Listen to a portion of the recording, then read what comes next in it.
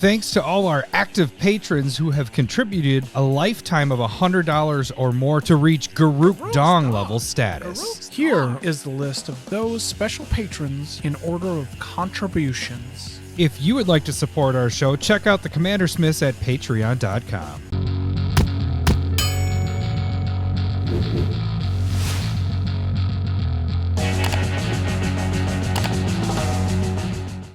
Welcome to the CommanderSmiths. We are the CommanderSmiths. I'm Adam Smith. And I'm Lowry Smith. Don't worry.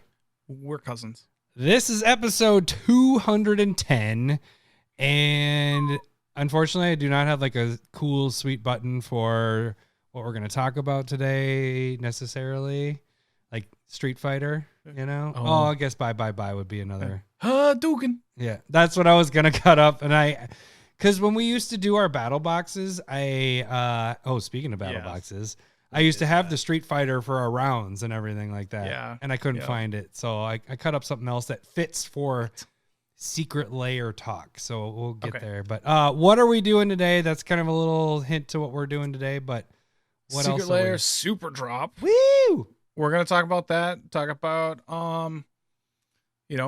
what we like, what we don't like. Adam has breakpoint on all of them to make sure that you're getting your value. Yep. And then we're also afterwards that we're going to have a discussion on like buyers and sellers remorse and try and help people out on that. And that's kind of the big point of the Secret Lair breakpoint thing is it's telling you this is how many you need to buy in order to start making money and breaking even. And so this is kind of fitting in with that and helping people that might be, and you don't sell, you are a trader, so it's actually trading and selling, so it's both aspects. It should fit everybody. And there's going to be some repetitive advice, but it might be like just a different way. It'll be in a different conversation and everything. So I think hopefully it helps people out in that regard. We also have Stump the Smith Savant. Stump the Smith, and we still have the let me grab it here. Shit. We have the Temple Garden and the Sword of Hearth and Home in retro foil. Renshai 25 is going at it again. Little bastard. I don't know how he got his name drawn again. But he keeps throwing in the suggestions, and or all you have to do is send in I'm sure name. It's going to be super easy again.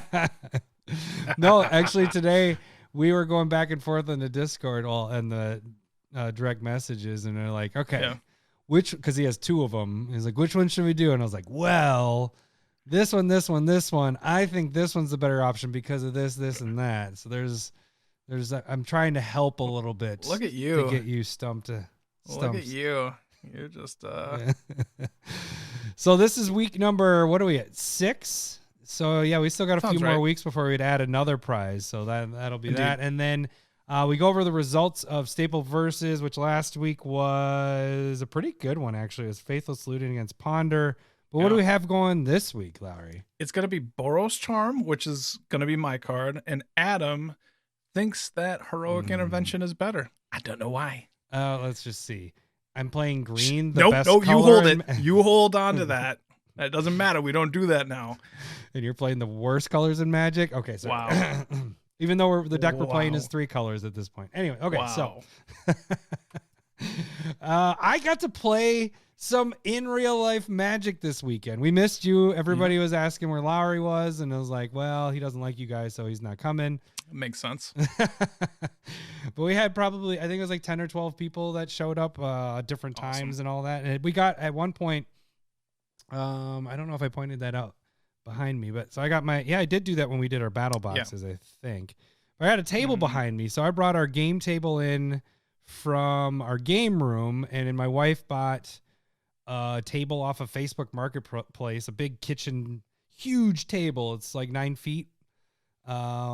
Pretty good shape. I just need to sand the top, and I was gonna stain it, like make it look a little barn color, kind of barn doory color. You know, like because our whole house is that the barn doors and all that stuff. So we're gonna, you could just like leave it, and then that'll naturally happen when you use it.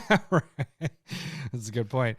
So, but we actually end up getting 3 games going on at once on Saturday, which was really cool. So we had 3 people in here, 3 people out there. On that table is big enough to have 2 sets of 3 on it. So I got to play my new freaking commander Kaima, and let's just say it was a lot of fun. It was a lot of fun.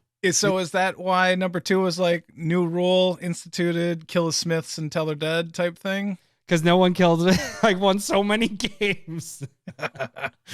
We got to like not the end of the night. It was like, I think it was at that point, it was like 10 o'clock or 9 o'clock or something like that. Yeah. I made the mistake and just like, because Tom, my neighbor, is like, Adam here hasn't lost a game. And I was like, yeah. And they're like, what? You haven't lost yet? And so then I got raped that game. Like everybody's just like, but then the next game, like number 2 got me. Was it that game? No, that was a Trombley. That was earlier. He got me down to 1 life, and then I came back and killed everybody. No. Let me re-back this up a little bit. Okay. So Jeremy was playing Mogus, right? Yeah. And he had an activated Blood Chief Ascension.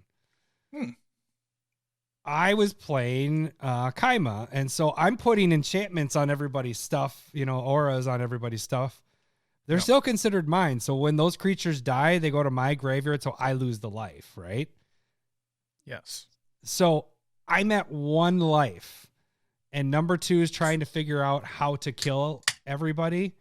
And he's like, well, those auras on Trombley's creatures, when he dies, it'll go to Adam's graveyard. He'll die from Mogus. And then he's like, okay, and then I can kill Jeremy doing it this way. And I'm just like, yeah, you kill them both at the same time, because what happens when you kill them both? There is no Blood Chief Ascension on the board anymore. So when the stuff goes to my graveyard, I'm alive. And so he's like, okay, that's it. And they're like, all right, I'm dead. You win. I'm like, nope. Blood Chief Ascension's gone. I'm alive, bitches. And I came and I killed him. Wow.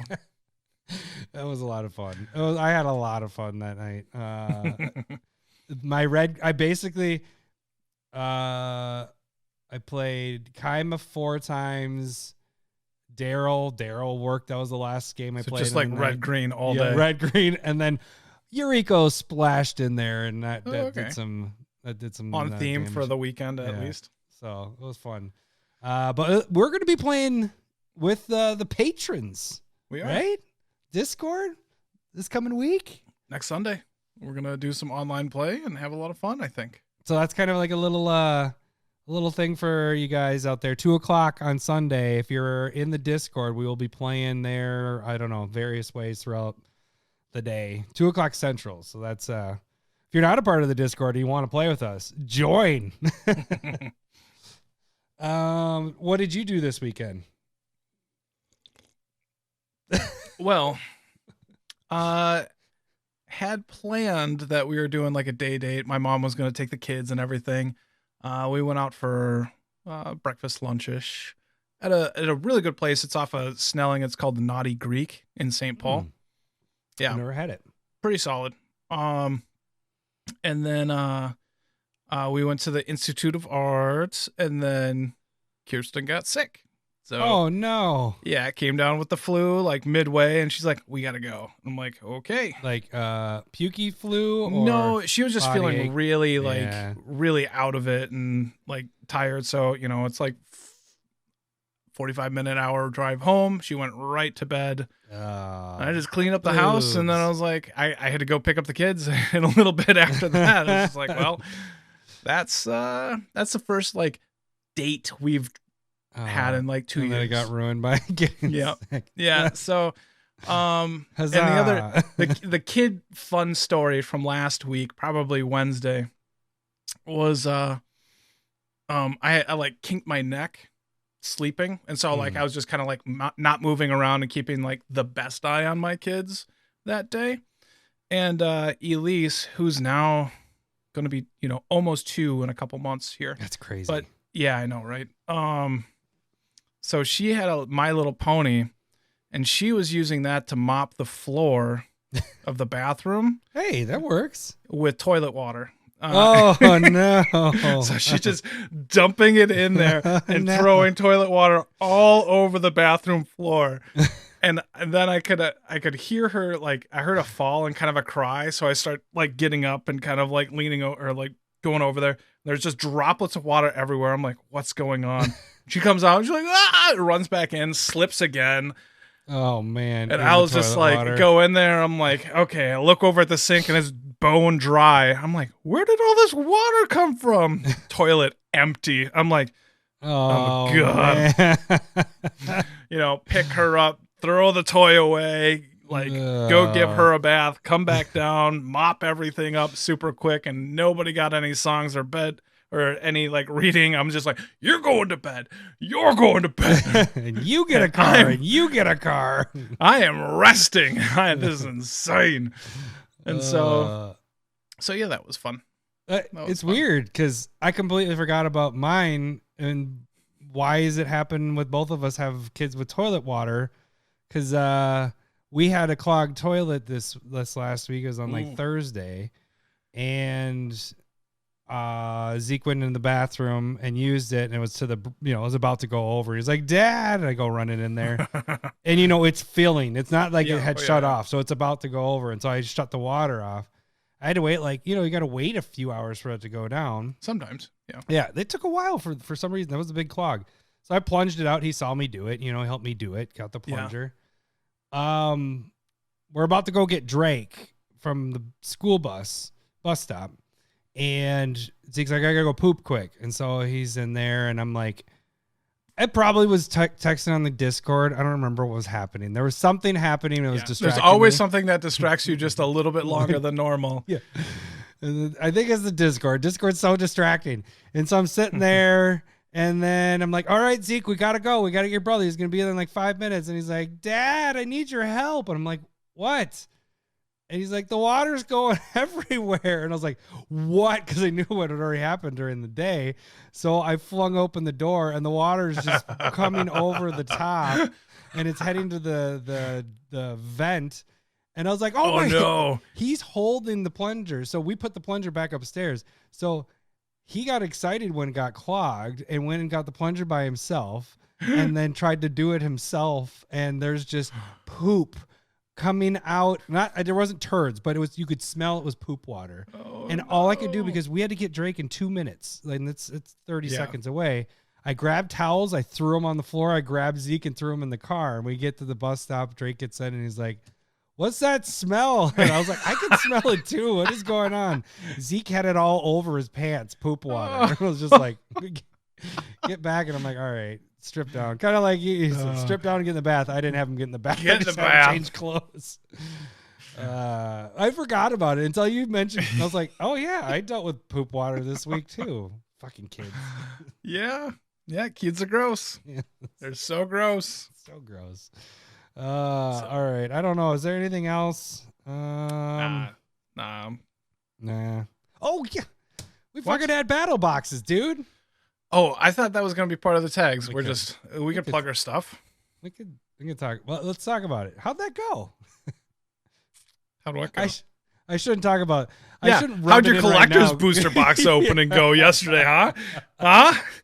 Just throw that back in your face. Yeah. That was the worst fucking box. I would have been disappointed if that was a draft booster box, much less a collector's booster. I know. You spent $100 extra on fucking garbage.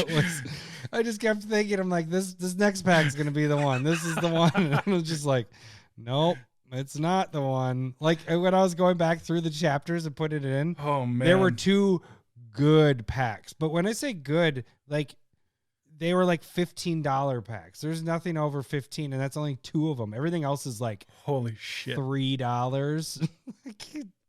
What the fuck? That was horrible. I'd be fucking. And this is like.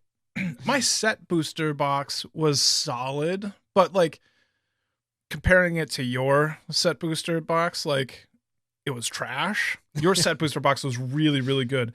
And I'll probably say it again, but comparison is the thief of joy. And so like, I went back through the box. I priced it out. I got a lot of cards that I wanted. Like I was happy with my set booster box. Just getting trounced in battle boxes though sucked. That was like it was bad. And so I had to take a nasty shot. We got a video of it, and check it out. It'll be linked. But your value ended up pretty good, right?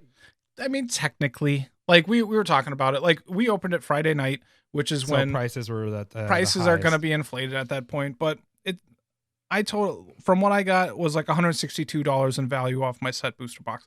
And I'd be pretty happy with that. But like the lands, the full art lands. Oh my God, those are so gorgeous. They're gorgeous. Yeah, absolutely. It said that my value there was like $27. I guarantee you that's not what it is right now. No, not anymore. Because you went and picked up a bunch of the foil lands for pretty cheap already. Yeah, I was able to get foil the full art basic lands in between $1 and $2.50.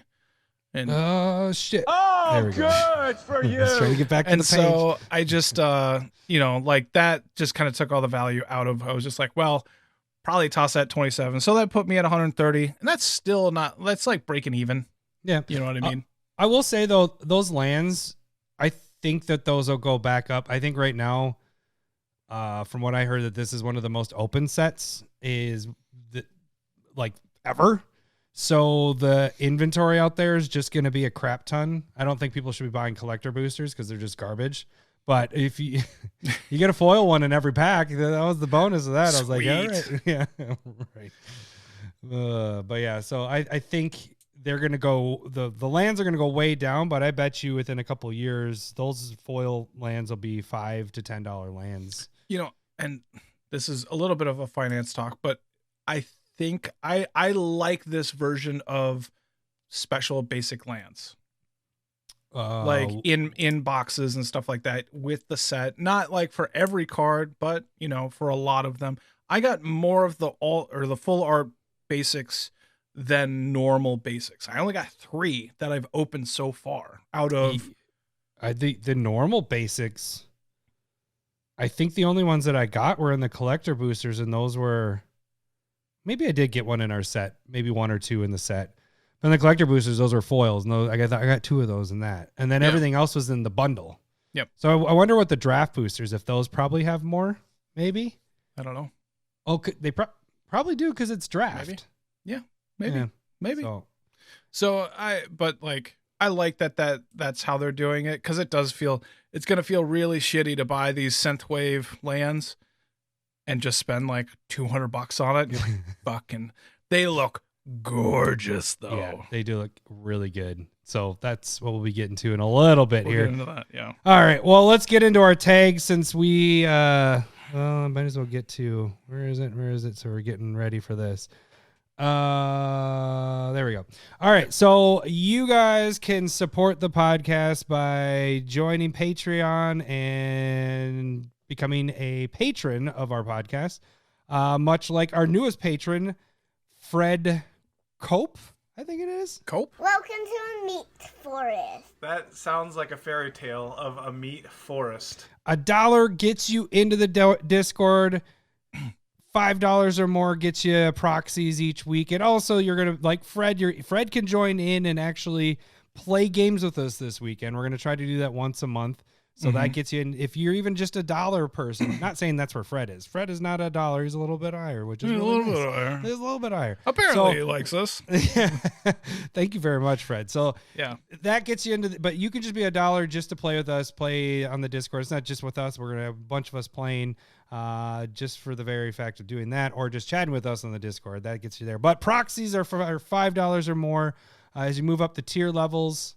I don't know what you're doing with that camera. Yeah, I don't know. I noticed that you got your settings. We kept the good settings, so we have our full screen now of Lowry, which is nice. No one will notice that from the other ones. I just always had to crop. And then you can see my door frame. I swear, you need to post the stuff right. I only have one of them so far, and it's right. Oh yeah, I guess I have your other ones. Right.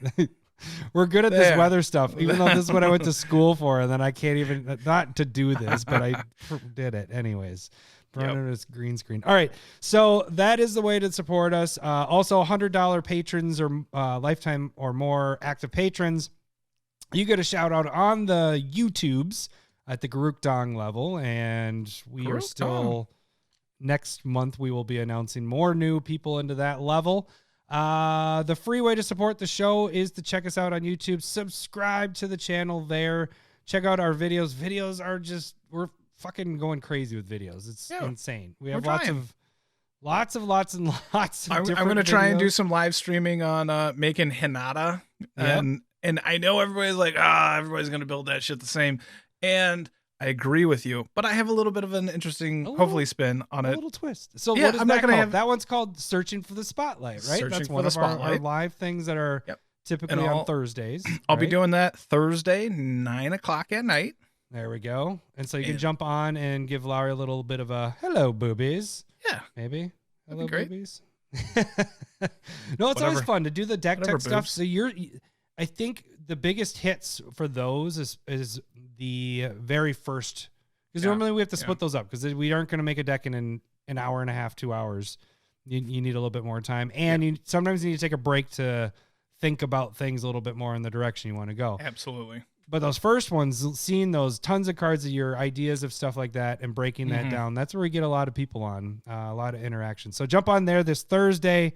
Another one that you can check out live is Proxy Time Live. I haven't done it for 2 weeks because we had release last weekend, so I opened the collector booster box. But I'll be doing Proxy Time on Sundays at 7:30. Typically is the time I'll do that.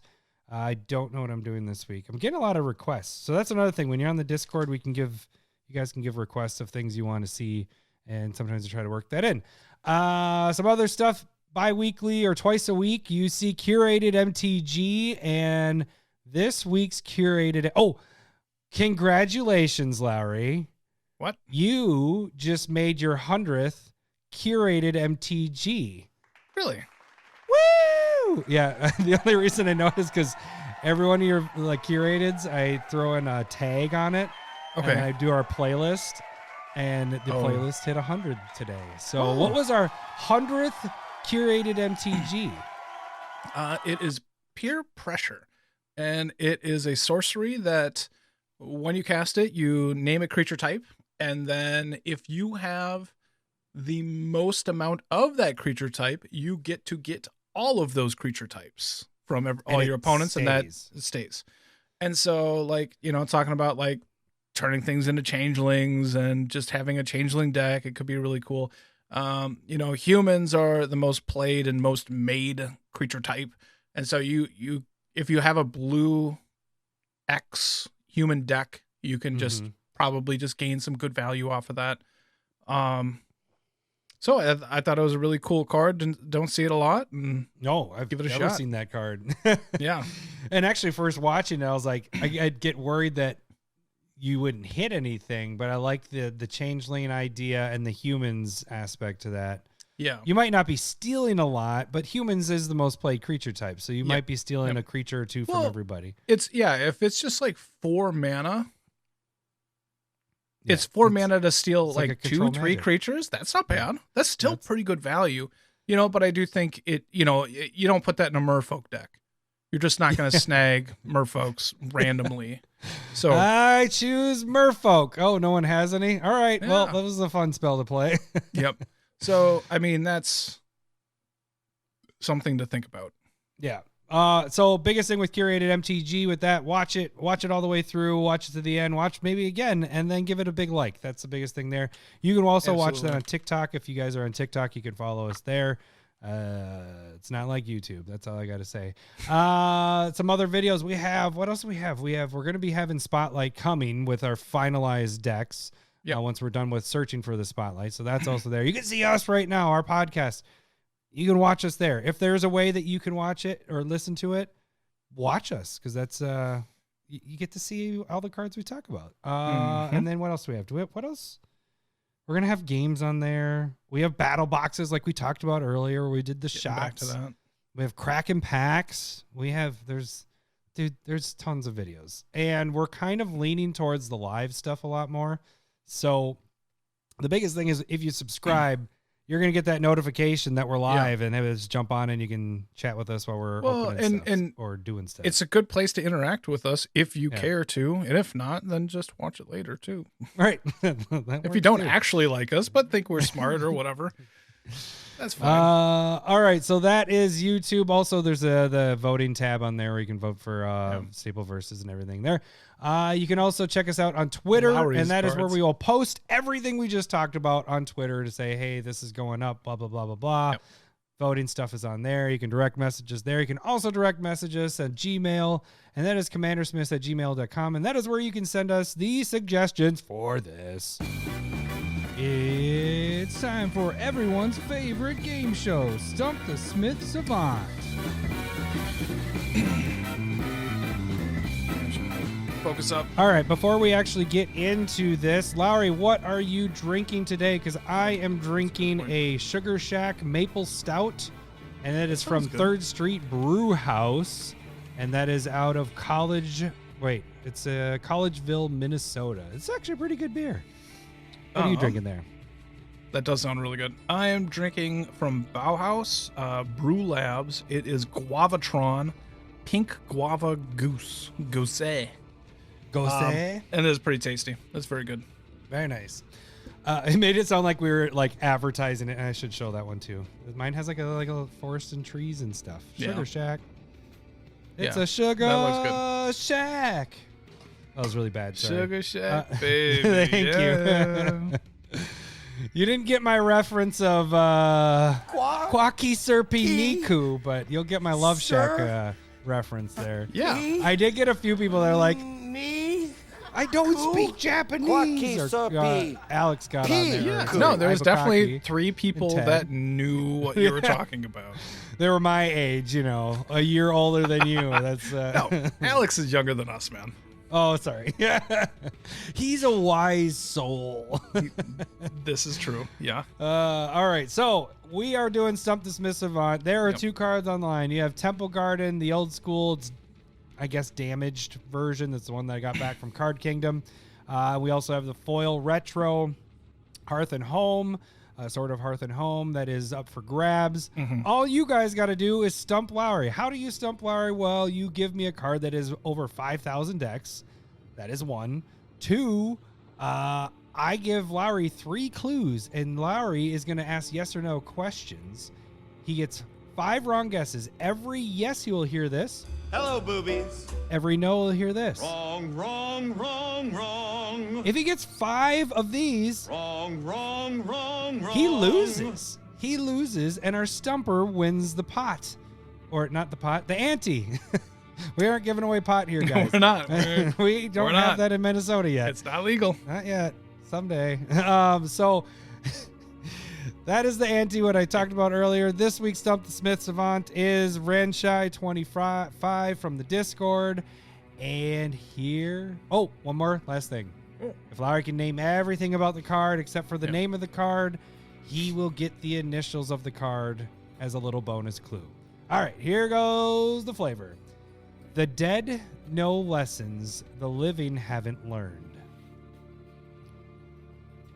The dead know lessons the living haven't learned. So, I mean, the dead know lessons. So it makes it feel like it's at least a black card of some type. And I would probably say a non-permanent spell. But let's go. Is this a black card of any type? Hello, boobies. All right. Let's do... Is this a non-permanent spell? Hello, boobies. All right. 2 for 2. Yeah, I have no idea, but You're just narrowing some stuff just narrowing down. So it is a black instant or sorcery spell. So this, I mean, it could be a number of like instant speed kill spells, but it's I'll take the first clue, please. The art features a circle, a hand, and human remains. A circle, a hand, and a skeleton or a zombie? Human remains. Human remains. Why is that not a rock band name? That's a good point. The dead know lessons the living haven't learned. So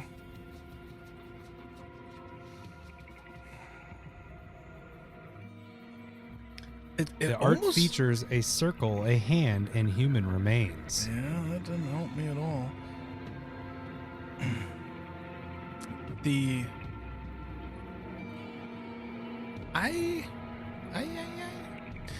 should make sure, like, okay, so this definitely feels like a black card. So, like, just to hear a Hello Boobies, I'm going to be like, is this only a black card? Like, so mono black. Hello, boobies. All right. There you go. Just trying to make sure there's no multicolored trickiness in there.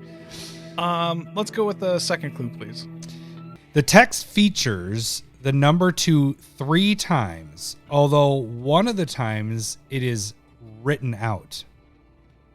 You get what I'm saying there?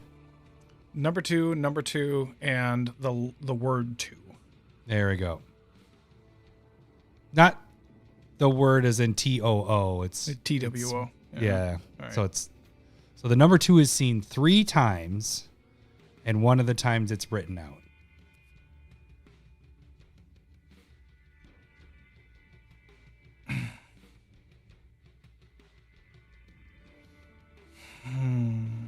Okay. So you got that it is a black card. You got that it is either an instant or a sorcery or not a permanent. Basically, instant or sorcery. It's the only things it could be. And then what do we got? Art features a circle, a hand, and human remains.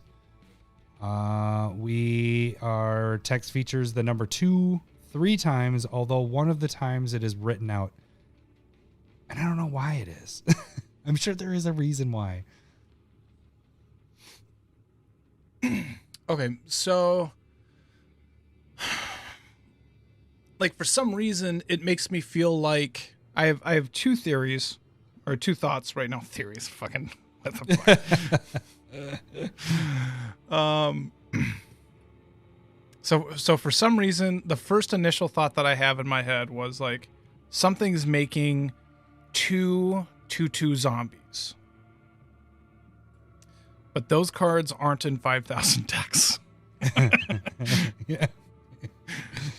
Those don't make it. And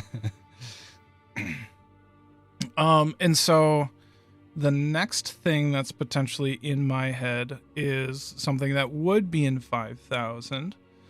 And it's scry 2, lose 2, draw 2. So it's read the bones. Hello, boobies.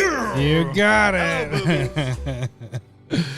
Oh, damn it. I thought I was being sneaky. No, you were real sneaky because I thought it was 2 2s. You were leading me into like the desecrated body and creature tokens and stuff like that. Because this one was tough because I didn't want to go the text features scry, draw, and loss of life. So I was like, all right, we got a common thing here of 2s in there. I was like, okay, here we go. We'll go with the 2s. And but I didn't want to make it vague enough that you couldn't get it. You know, I didn't want to be like, I don't know. So that was good. That was good. Good job figuring that out. Why do you think it is that it says draw and 2 is spelled out instead of the 2? I guess everywhere else when it says draw cards, it's drawn out or not written out.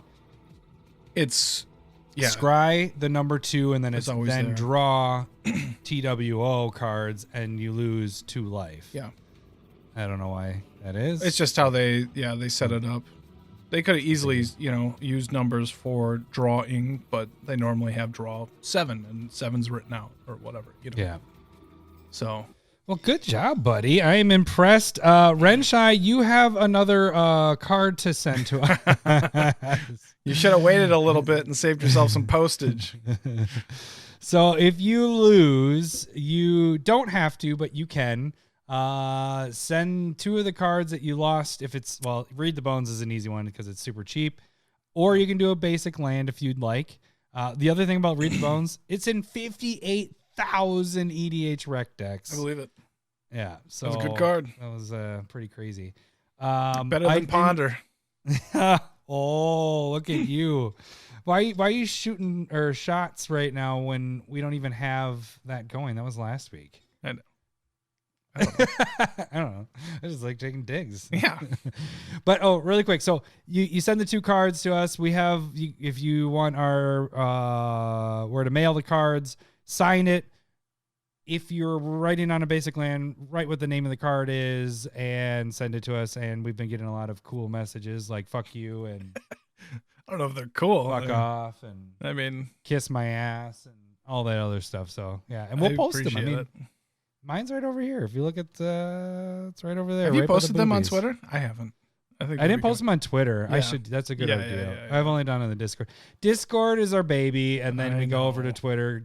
Twitter gets our leftovers. I know. Sloppy somethings. Yeah. All right. So now we move into. I do have a button, and this should be a button that we continue with. We'll see. I won't stomp on it. Secret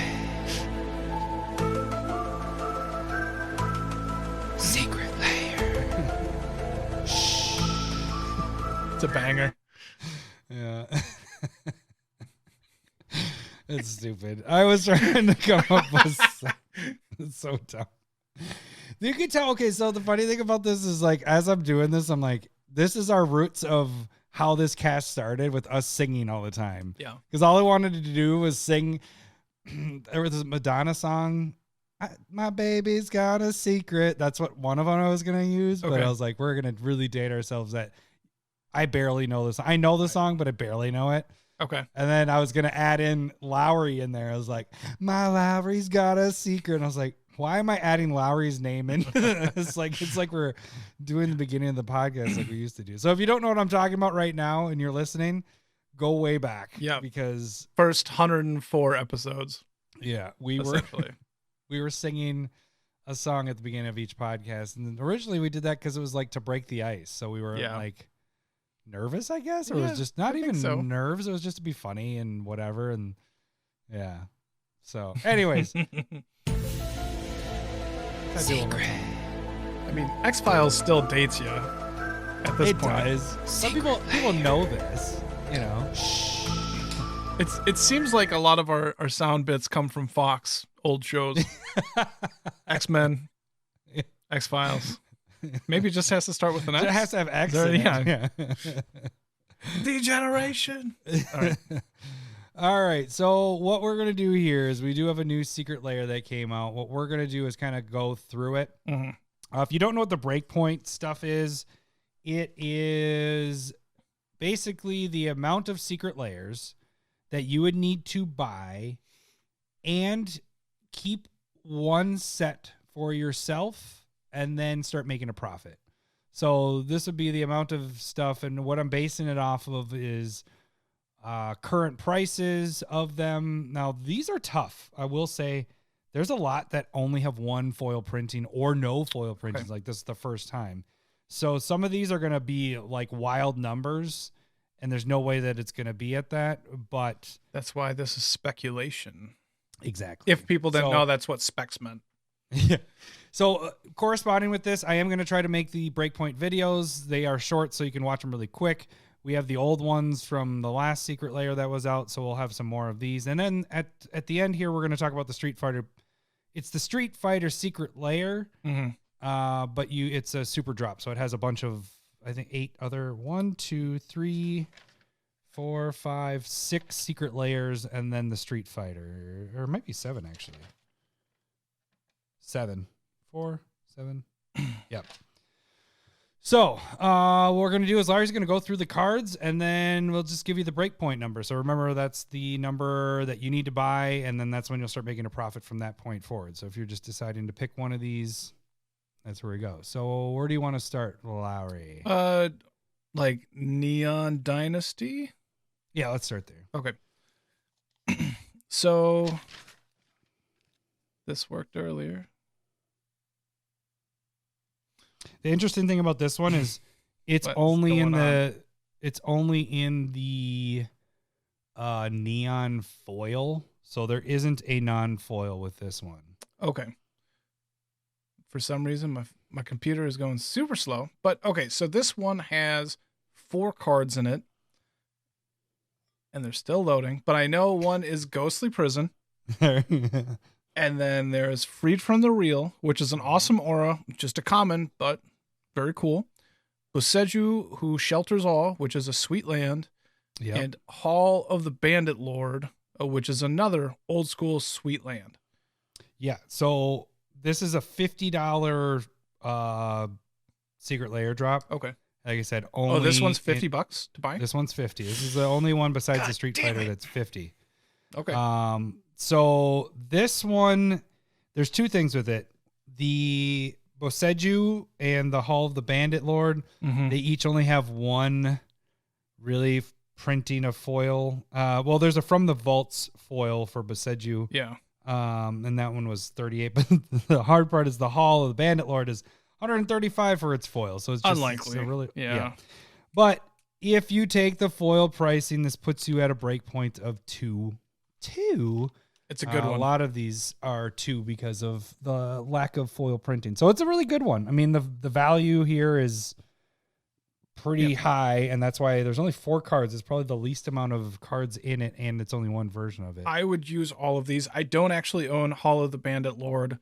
I don't own either of those, I don't think. This is one that I would get. Yep. And This so, one for sure.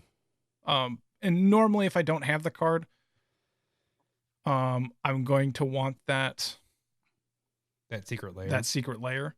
And I want to try and remind me about Hall of the Bandit Lord when we do the discussion right after this too. Okay.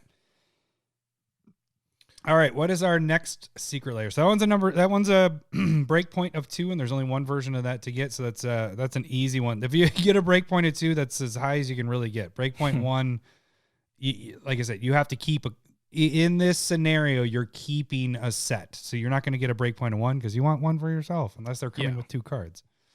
Go with Lil Walkers. Lil Walkers.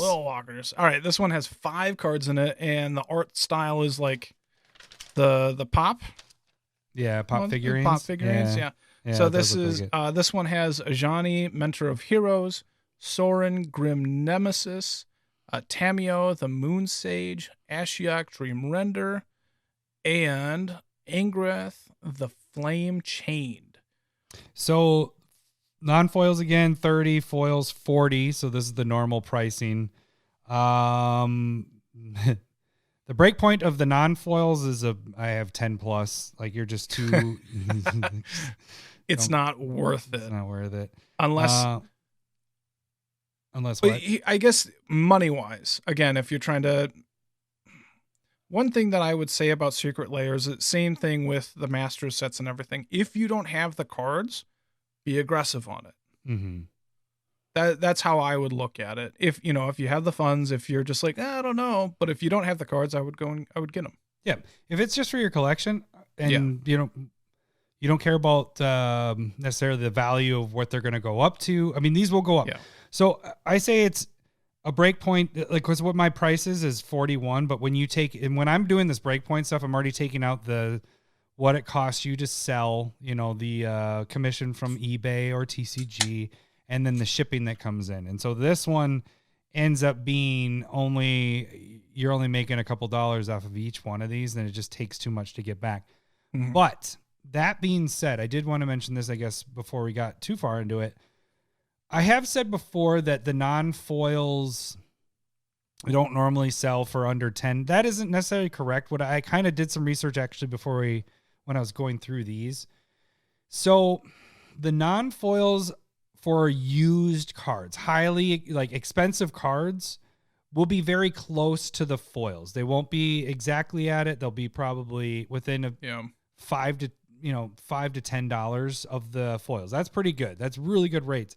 But the ones that aren't used a lot drop off the fucking cliff. Like those, they are in a high, like the foils of Howling Mine. That was one I kind of was talking to you about precast. You go to the Howling Mine Secret Lair with Mark Poole's art, and you can get those for $4. The Howling Mine foils, those are like 10 to 15.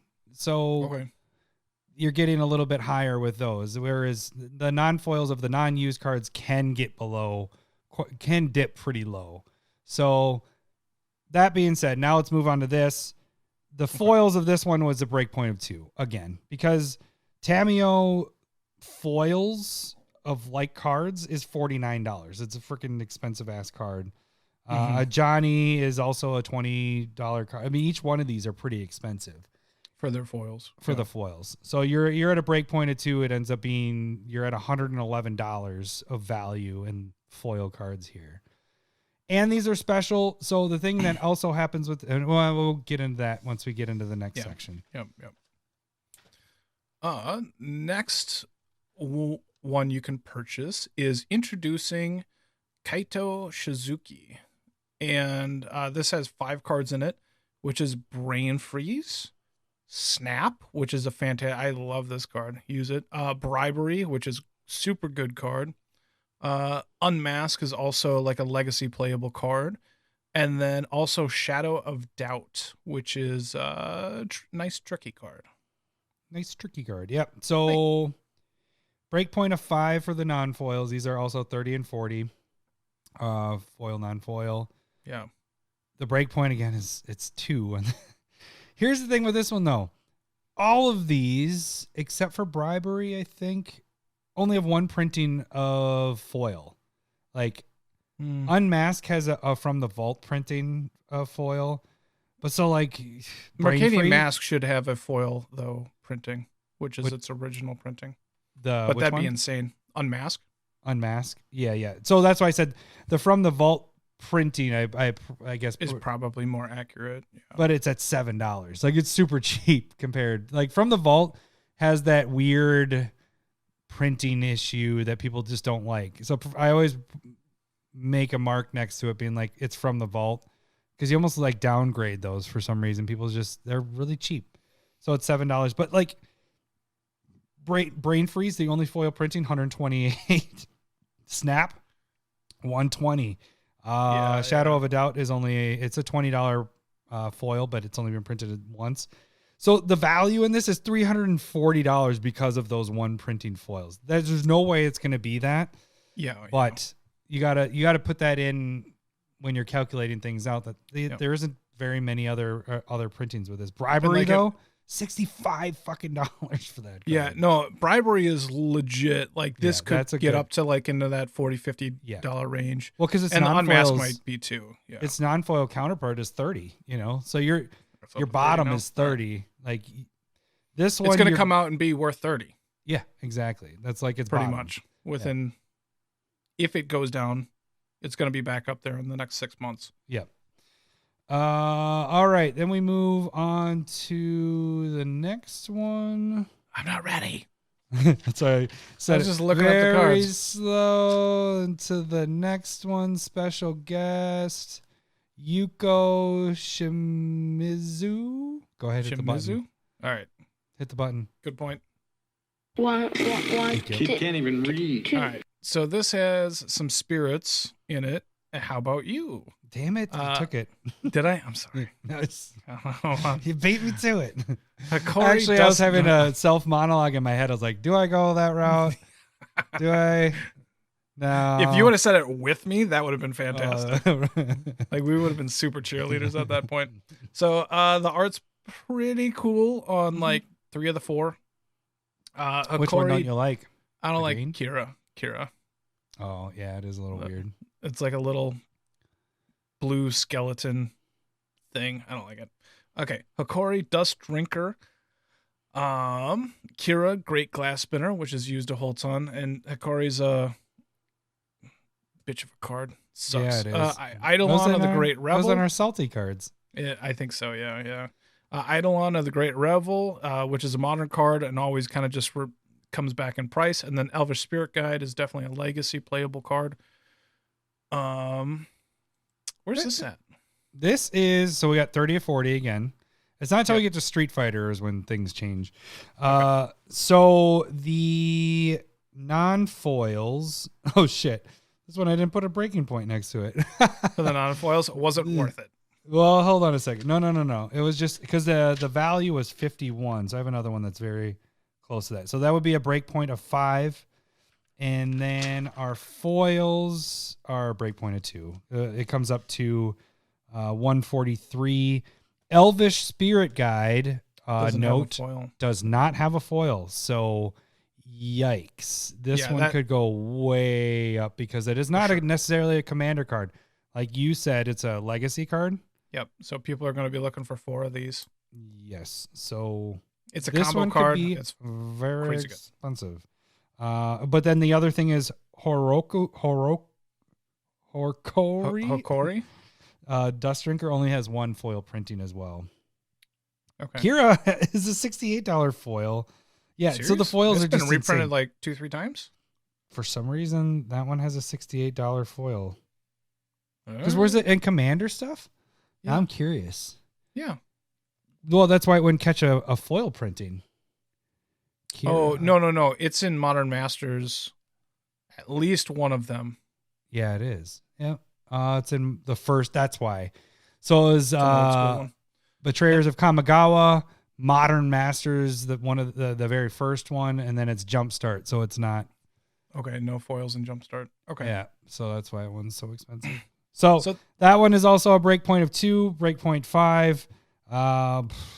Foils are the way to go. I'm up in the air if I'm going to buy this one, even though like Elvish Spirit Guide makes sense to be just able to sell it. Mm-hmm. Investing wise, this one would be really good. Yeah. Yeah, I think that would make it interesting at the very least. The next one is probably my most excited for, I guess, even though it's basic lands, Lowry. Yeah. Are you excited for it? I am fucking excited for this. We are turning you, Lowry. Kind of. I'm still picky. But these are synthwave lands. I know number 2 was all about these months ago. Hey, these were all over Twitter. This is a person that made proxies of them. Mm-hmm. Got fucking hired to sell them. Holy shit, that's amazing. I can get hired to do this too, right? No, because I use everybody else's art, not mine. This is really cool though. But is it 30-40 and 30-40? Yeah, like I said before, for full art lands, these things are going to look crazy in foil. Non-foils are going to be probably $10 a piece. Foils are going to be 20 plus. Yeah. So the basics they're just easy. So with that, this is the one that's going to be like super expensive. Yeah. Yep. There is no breakpoint. You just get them for yourself. It's fucking. They're going to look. I don't know where they go at this point, but they look fantastic. All right, so I guess next one I don't really want. Should we even talk about it? Don't get pictures of the floating world. Can we just say that? How? Okay. Well. So it's all the hideaway lands. So you get the Windbrisk and Shelldock and Shelldock Isle and so the breakpoint for non-foils, none. Don't get it. 100. You'll never make your money back. The interesting thing though is Windbrisk Heights is the only one that has multiple foil printings. Mm-hmm. Other than that, the other 4 have only been printed foil once. So you have 56 value there, you have a 40 value there, you have 75, and then the Howltooth Hollow. That one is $7. So it's these are in Japanese as well. Yeah. So no English. So the breakpoint of the foil is still a 2. Like we're getting a lot of 2s in here because they haven't been printed. That's the interesting thing with it. That's probably a thought that they were having in this. So just get out some of the foils, some of the things that don't have a lot of foils. Yeah. And then the last one before we get to Street Fighter, Kamigawa, the manga, the cards.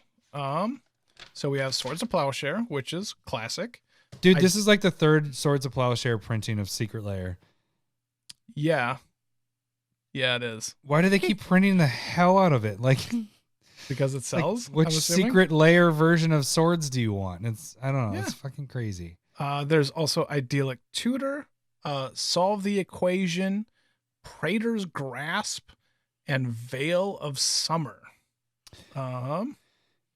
Breakpoint non-foils is 0 again. 0. Yeah, because they've been printed so much. A lot of these, but I'm repetitive with this. Breakpoint of 2 and the foils with this. Because Veil of Summer, even though it's a kind of recent card, it's $58 for a foil. Because the non-foil is what, like 10? Yeah, 8 to 10. Yeah, 8 to 10. Yeah. Praetor's Grasp only has 1 foil printing. That's at $65. solve the equation was just printed. And then the other two at foil pricing, and it's easy with Swords to Plowshares because there's other secret layers. Those are selling for 20. So Idyllic Tutor and Swords pay for your whole box, and the rest is free if you're trying to sell that. But it's good. I'm not like the art is cool, I guess, but it's not something I'm like I need to have this. Yeah. This one, other than Veil of Summer, which I do have one, but I can see I probably won't get this one unless I get a bundle. Yeah. All right. Let's get to the Street Fighter. Let's get to the beer and pizza of this. Should we just spoil the secret card for them right away? Yeah, the Hadouken. Yeah, so Hadouken is your hidden card, and it is a skin of Lightning Bolt, which is also kind of cool. So there's 8 cards plus the Hadouken, and we'll go back and forth with these. Okay, thank you. Yeah. All right. So first one, I'm gonna go with E Honda Sumo Champion, which would be the Okazuna, and 4 colorless white human warrior. Sumo Spirit. As long as it's your turn, each creature assigns combat damage equal to its toughness rather than its power. And then 100 Hand Slap. Whenever E Honda, I guess we don't have to read that shit. It's not a real ability. Yeah, it's like the Dungeons and Dragons stuff. Number 2 was mentioning that. Whenever E Honda, we're gonna hate this. Sumo Champion attacks up to 100 target creatures, each get +X+O until end of turn, where X is the number of cards in your hand. Cool card. I wouldn't put it as the commander, but it fits in like an Arcades type of deck or a Doran deck and everything because you're monocolored at that point. They should have had. He's the only one that's monocolored, which kind of sucks. That's true. They should have thrown in another color to make it so that we could add a third wall commander or something, white and green or something. So you could use, at least a 2-color. Yeah, would have been preferable. It's cool though. It's going in my Arcades deck because it's just it's gonna make my walls really kill at that point. So sweet. Love E Honda, one of my favorite. And that's the thing. I guess we should talk about.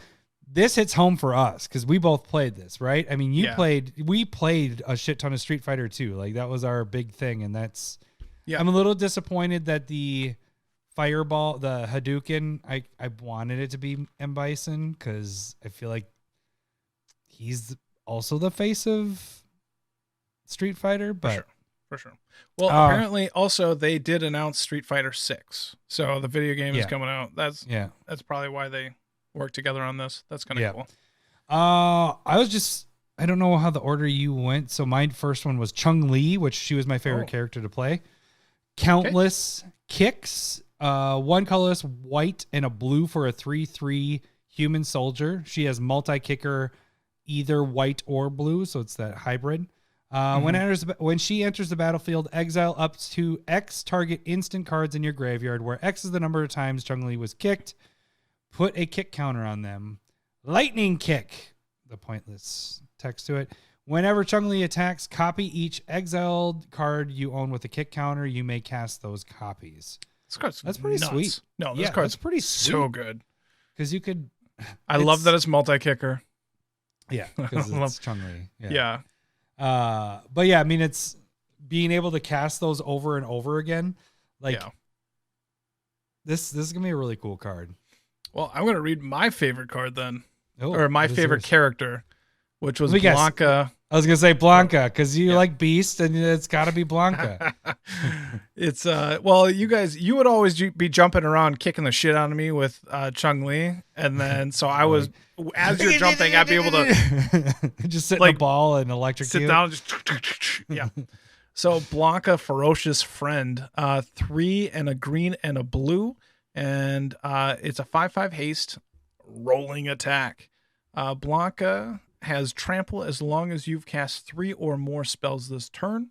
And then whenever Blanca becomes the target of a spell, he gets +2/+2 until end of turn. And he deals 2 damage to each opponent. God, this seems so much fun. Right? And so this one seems really, really cool. You're going to build this, you were saying? Well, I'm not going to take it. I mean, I've built so many red green in the last You could year. do. I'm. You were. This is going in 99. This This is going in Calmax for me. Oh, I was going to say you're not going to build this guy. No, I don't think so. I think it'd be fun, but it again, it would be very similar to Calmax, and so I think it just fits into Calmax. Well, then I might build it. Go for it. Yeah, for sure. Because this could be. I don't know. No, whenever it becomes a target of a spell, this could easily have taken the place of Kaima because I could have gone auras and just target him. Could have. So I might not necessarily. Now it's just pump spells. Yeah, maybe it is just like instant stuff to do it. Yeah, I could do that. Yeah, this seems like a really fun card. I like this guy. This seems like the best commander for like what we would like to do, I guess. I don't know. There's some other good ones. Let's the next one. I'm just going in the order. So Dalsum, Pliable Pacifist. I think I said everything right there. 2, a green and a white for a human monk, 1/3 with reach. Has teleport, which means Dalsum has hexproof unless he's attacking. Whenever a creature you control with reach attacks, untap it, and it can't be blocked by creatures with greater power this combat. Fierce Punch, whenever one or more creatures you control deals combat damage to a player, draw a card. So you're getting the draw when your things are hitting, but it's not for each. So if you're hitting with a lot of things, it's for each player though. Right. So you could do to 3 players and so that's draw still 3 cards. Pretty good. Yeah. That seems pretty cool. I don't know if I'd build with it, but it seems like a fun commander that easy 99 could build with. Easy 99, if not commander. Okay. I'm gonna go with Guile, Sonic Soldier. America. 1 and a blue and a red and a white. You say 1 and America, because that's what it is. True. Red, white, all right. blue. He's a human soldier. Get it. It's 4/4. Whenever Guile enters the battlefield or attacks, put a charge counter on him and or remove one from him. When you removed a counter this way, choose 1. Guile Sonic Soldier deals 4 damage to any target. Guile Sonic Soldier gains lifelink and indestructible until end of turn. So how did you not read the flavor text of Sonic Boom? Not flavor, but the Sonic Boom and Flash there Kick. You go. All right. I'm trying to make this efficient. And it's a lot of work. It's a lot of work. For 3 colors? Yeah. That's a lot going into it. America. All right. Yeah. We'll move on to the next one. Zangief, the Red Cyclone. 2 black, red, green for a human warrior, 7/4. It must be blocked. Mm-hmm. Iron Muscle, as long as it's your turn, he is indestructible. Yeah. Spinning Pile Drive. Whenever Zangief deals damage to a creature, if that creature was dealt excess damage this turn, that creature's controller sacrifices a non-creature, non-land permanent. That's pretty sweet. Interesting. That's buildable. Yeah. That's like a better Zergo Helm Smasher. Yeah. This one seems fun. Do you have a preference between the Nah. I played either one. You would or you wouldn't? No. Go ahead. No, I play them both. Oh, okay. I'll go with Ryu. World. You say Ryu? No, it's Ryu. That's come on now. I was like, no, it's not Ryu. I know it's wrong. I know it's not right, but it's Ryu because I'm still in 2nd grade reading this. Yes, it is Ryu. That's how we always said it. And it's like anybody that says it the other way is a commie. No, I'm just kidding. That's not how. That's not how it works. That's not how language works. All right. It is 2 and a white. It's a 2/4. It has training, which is a real mechanic. Mm-hmm. So whenever a creature attacks with another creature with greater power, put a 1/1 counter on Ryu. And then it also has Hadouken. Hadouken. 4 colorless and a red. Untap it. Discard a card. Ryu deals damage equal to his power to any target. If excess damage was dealt to a creature this turn or this way, draw a card. Deals damage to its power. Fuck. Okay. That's 5 to untap. That's Yeah, that's really big for untapping. I mean, if it was like damage equal to the CMC of what you discarded, that would be more interesting to me. Yeah. But it is I guess they'll see it coming. You could take out something that's either blocking it or you could do spot removal. I don't know. And I guess it does get bigger as it attacks and stuff like that. So maybe that makes okay. All right. It's a little better. Then I have Ken Burning Brawler. This is 2 red and 1 colors for a human warrior. He has Prowess, which is another mechanic. Whenever you cast a non-creature spell, it gets 1+1 till end of turn. You can do either red or white. He gains first strike until end of turn. He is also a 4/2, so it's Ryu is a 2/4 and Ken is a 4/2. Yep. He has Shoryuken. Whenever Ken deals combat damage, you may cast a sorcery spell from your hand with mana less than or equal to that damage without paying its mana cost. And it's whenever it deals combat damage. It's not even to a player. Mm-hmm. So that's pretty interesting there. Yeah. I like that. And with the first strike, that means you can get a spell off before the damage is dealt to him. Damage. Yeah, that's a good point. I like that better than Ryu. Yeah, I think so too.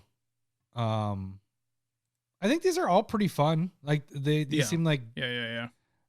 I think E Honda's the only one where I'm like, he's the only one that really you can't just have as your commander. It'd be tough to do that, don't you think? Unless you're just doing a bunch of white big butt things, but it's Guile's pretty meh as well. Yeah, I guess too. Okay. But like there's a finance portion right now. Yep. These are new cards. These are not skins. They will eventually show up probably on the list or something. Is that what they were saying? I think so, but they won't be the Street Fighter stuff. I thought they'd have a different skin to them or something. I don't know. I don't remember. Go check that out. We're too lazy. $40 for non-foil, $50 for foils of these. You have 8 of them plus a Hadouken, which is a lightning bolt. Yeah. The value it's there. I mean, for sure. You look back at Stranger Things stuff. You look back at Walking Dead stuff. Now, granted, some of the Walking Dead stuff, Glenn is pretty cheap. He's actually a little bit higher. What's her name? Michonne? Yeah, Michonne. Michonne. Daryl's pretty cheap. I think those are the only 2 that are pretty cheap. Everything else kind of it ramps up there. Yeah, 8 to 10, and then Rick is like what 40? Yeah, something like that. I think I have my Ricks on eBay for like 45 or 50. Okay. I'm pretty much. I sold out of Lucille's and I sold out of Negan. What's his nuts? Yeah, Negan's. So those 2 made up the whole thing. So here you have 8 cards plus a lightning bolt. The lightning bolt you're probably going to get 24 at some point. I can believe it. These are no brainers. I mean, they're the lowest that any of these will be. There's is probably 10. There's a ton of nostalgia with this, which I think is different than a current show. Right, because this hits to a lot of Magic play, like people our age. Yep. Which is when this is the heart of when Magic started and stuff. It hits our group a lot, and it hits even older groups or younger groups, I should say. Older as in whatever. People know Street Fighter. Everybody knows Street Fighter. Yeah. And I think these are going to sell like crazy. I had $10 to $30 per card. Depends on which ones. There's going to be ones that are certain that are going to be stronger. So this is just an easy. And that's the thing. I think this is the one that I like the most because it's going to sell by itself because of the Street Fighter aspect to it. Yeah. What do you think this is something that I want. I want to get. And so I can see this being a 2 on either probably. Yep. Well worth One it thing and cool. We should mention too is now with the bundles. So there are 3 bundles. There's the non-foil bundle, which is $188, or it's basically $190. That gets you everything but the Neon Dynasty ones that are in the neon foil printing, because that's the only one that's only printing there. So it's the Showcase Neon Dynasty. So you get, what is that, 4, 5, 6, 7 different ones, including the Street Fighter. That's okay. Where I'm angling towards is the full foil bundles. Those are $278. So basically $280, and you get all 8 of the things, including the Street Fighter thing. Then you can get the bundle, which is all non-foil and foil, and that's for $428.99.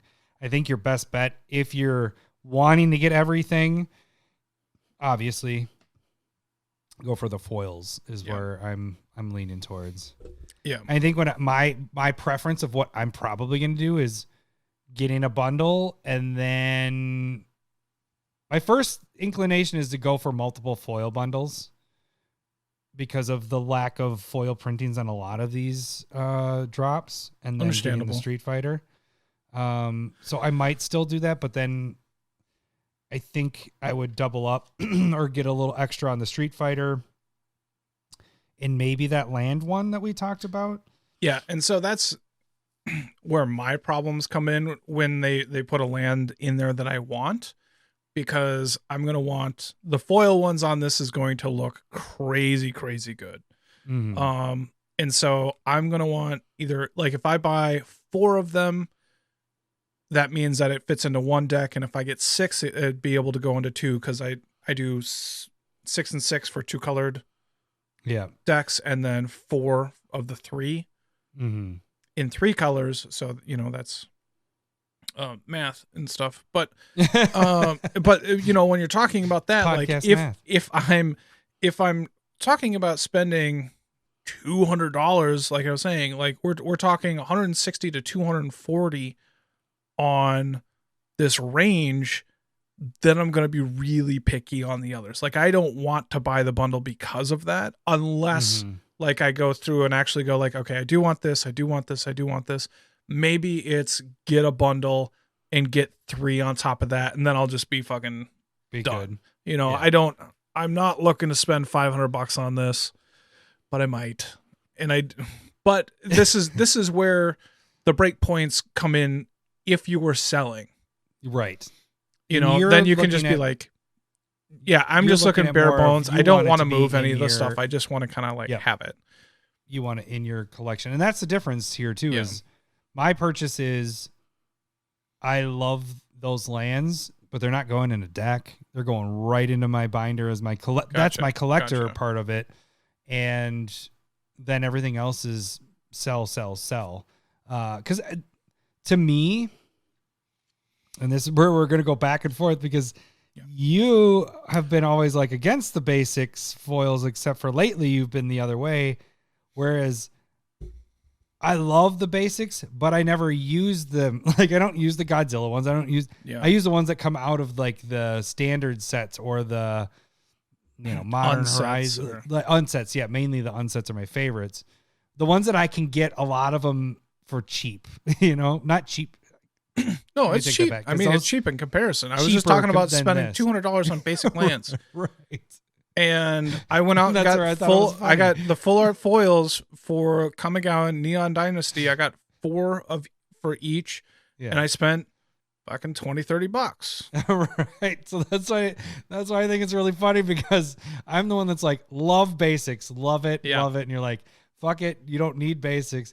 But in this, you're like, oh yeah, these look fantastic. I'll spend this amount of money. Because I want them for a deck for sure. But and I'm like, I'll spend that money, but I'm going to sell 4 of them, and I'm going to keep 1 of them for myself. Yeah. And so this is where, like, we're going to start working our way into the next section. Yep, let's start going there. So I do think what you're talking about with this is for sure right. Secret. Sorry, I just had to do it. I mean, you just made the button. I totally understand why you want to use it. Okay, so I think the breakpoint is a really good idea. It's a good thing for sure, and I should be doing it. I don't think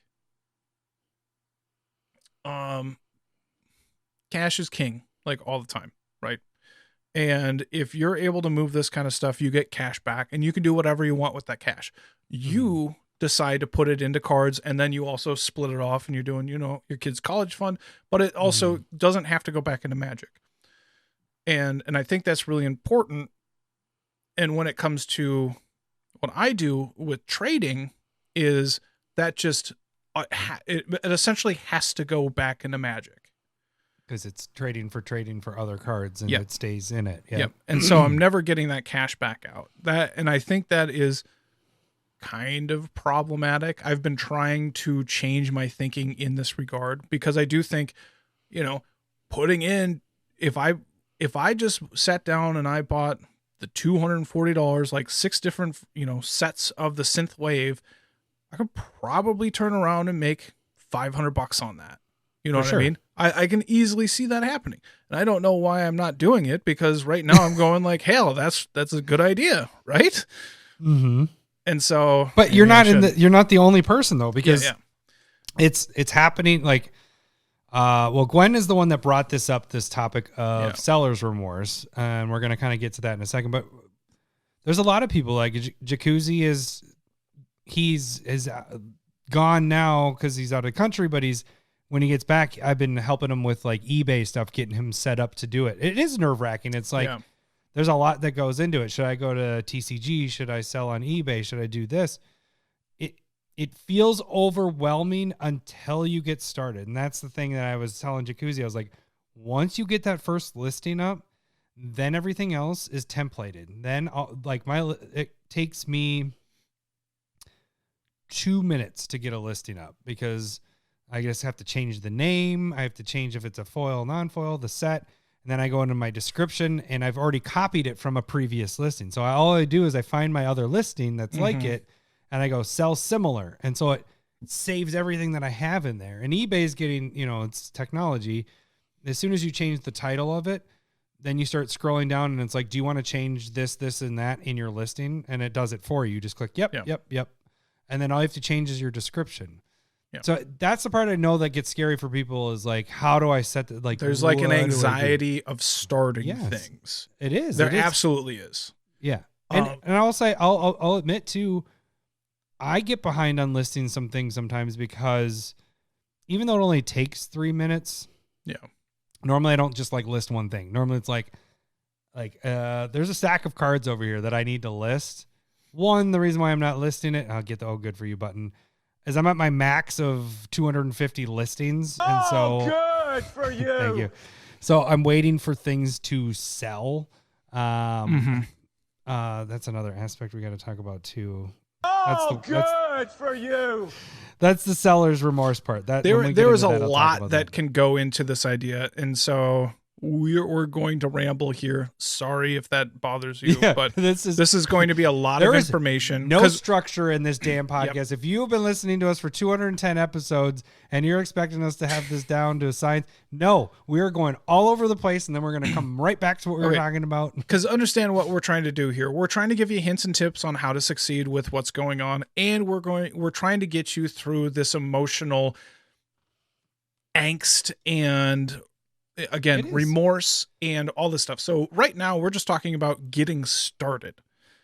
And Adam has videos on YouTube about how to, ship cards, how to make, that's a big do some of stuff. There. If you become, we're always willing to help. I don't do eBay, so I can't really help you, but let's inundate Adam because he doesn't have enough to do already. Yeah. But CardSphere, you get a lot of questions on CardSphere stuff. And that's another part of just starting something new. And so you need to realize that is something that you need to address. And that's something I think, I don't like the argument of pull yourself up by the bootstraps, but this is kind of that part. This is where it's just kind of like, okay, pull them up. Let's do it. All you got to do is just do it.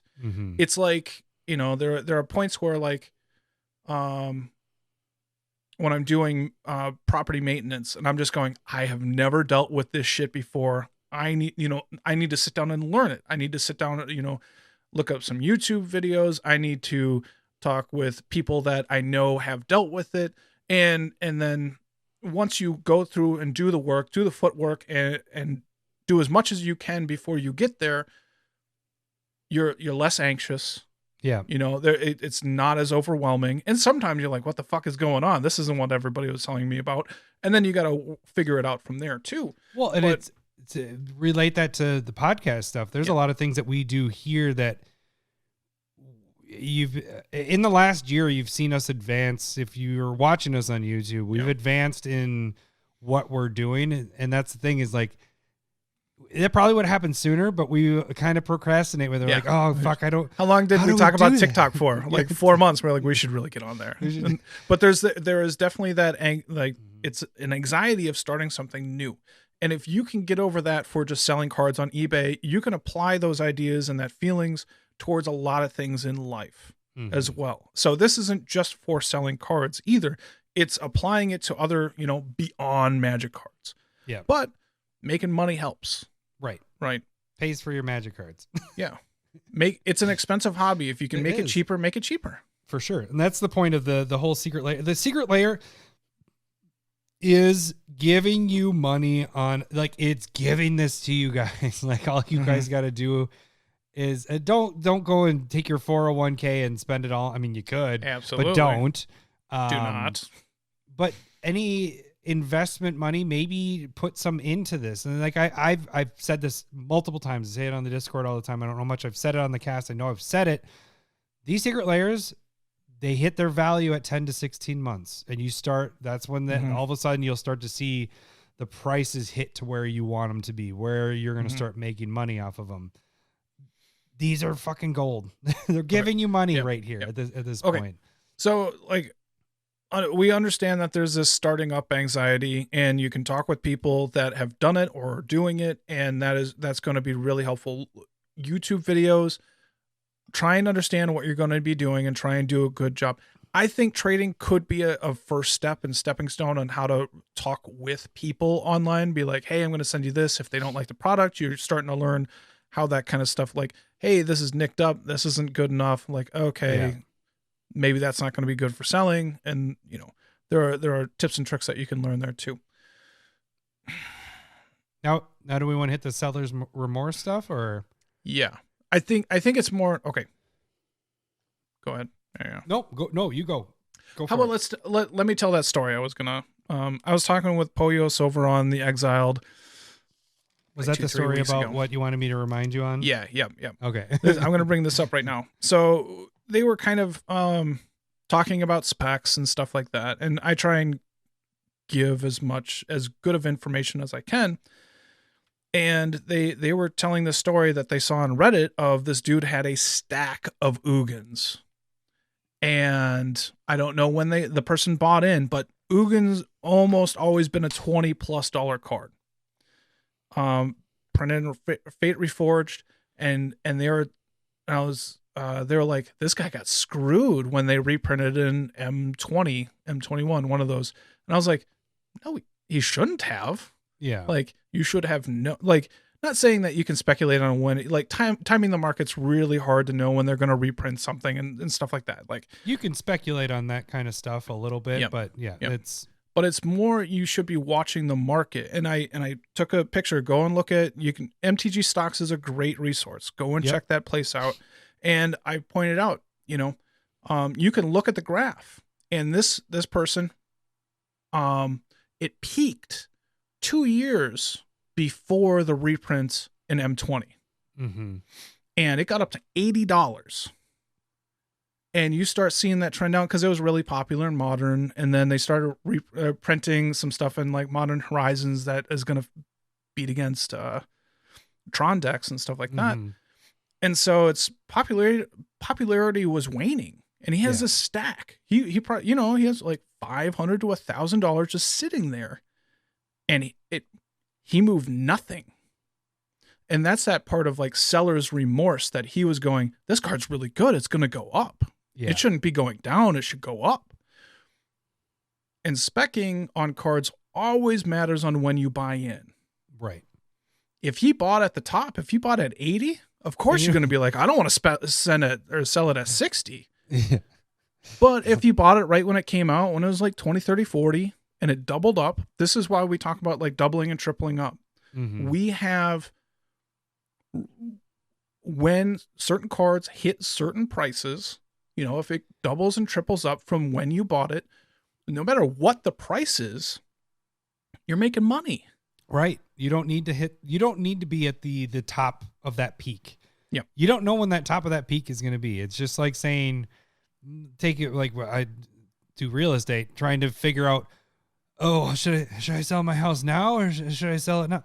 I fucking sold my house 2 years ago and made double back of what we paid for it. Oh, good for me.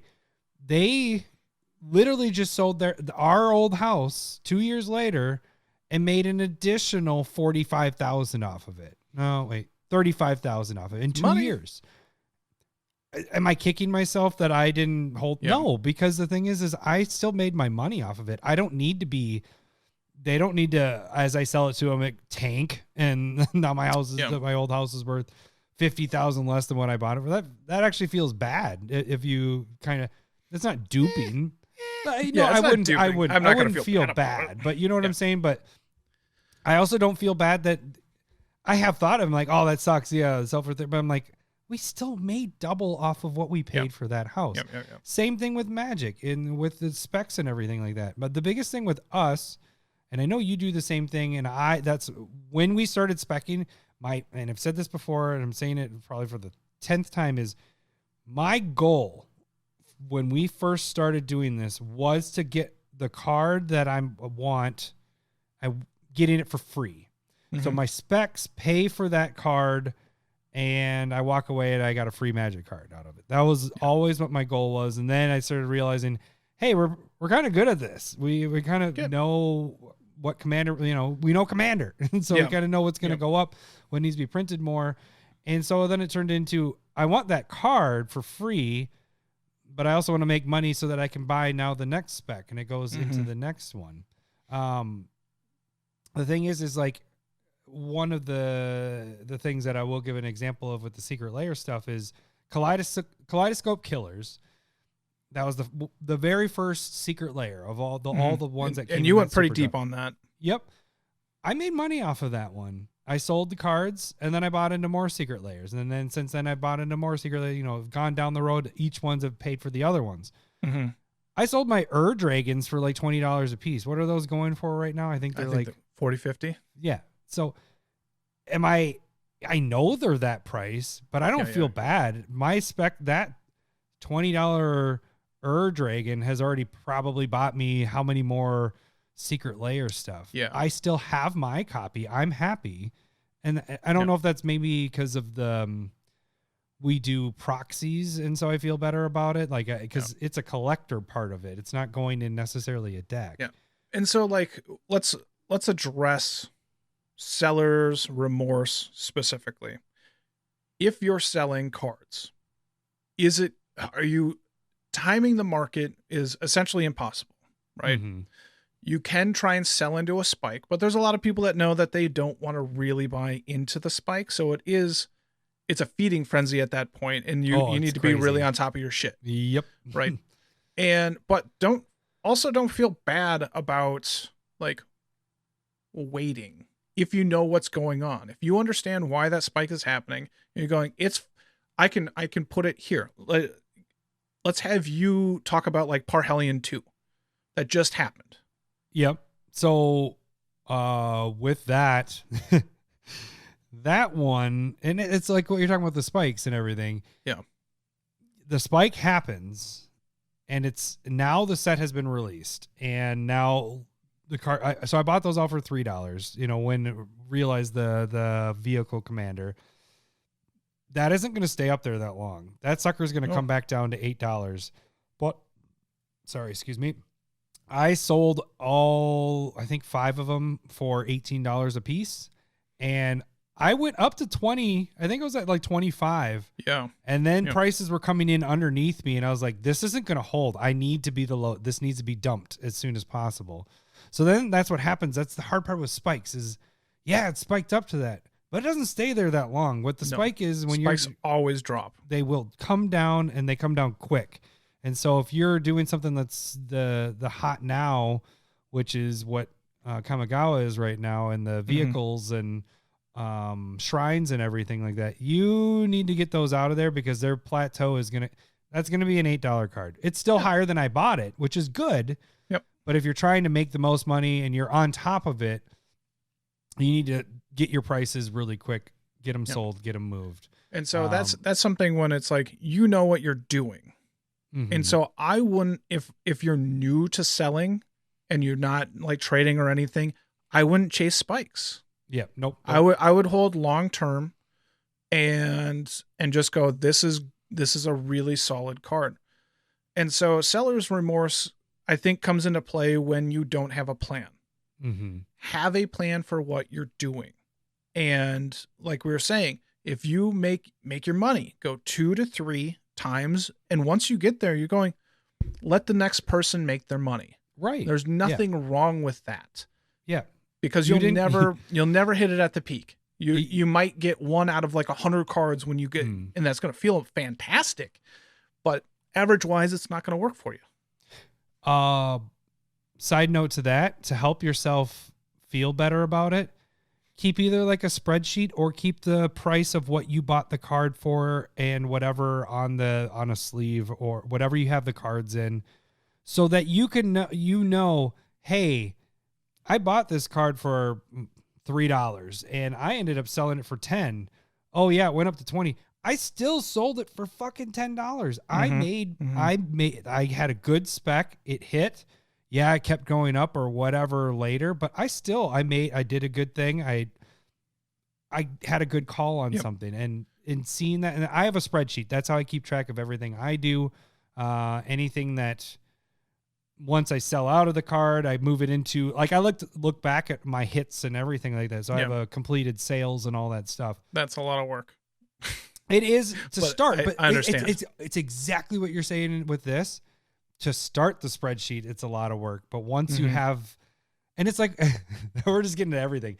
It's like organizing Magic cards. And this is what I tell, like, because we have a lot of new players that have joined our groups, our play group, and they're buying cards and all that stuff. And my biggest advice to them is like, stay on top of being organized with it. Because the thing is Magic cards sets come out, you keep buying stuff and your piles get bigger and bigger. And if you don't put them away, you're going to get buried in it like Scrooge McDuck.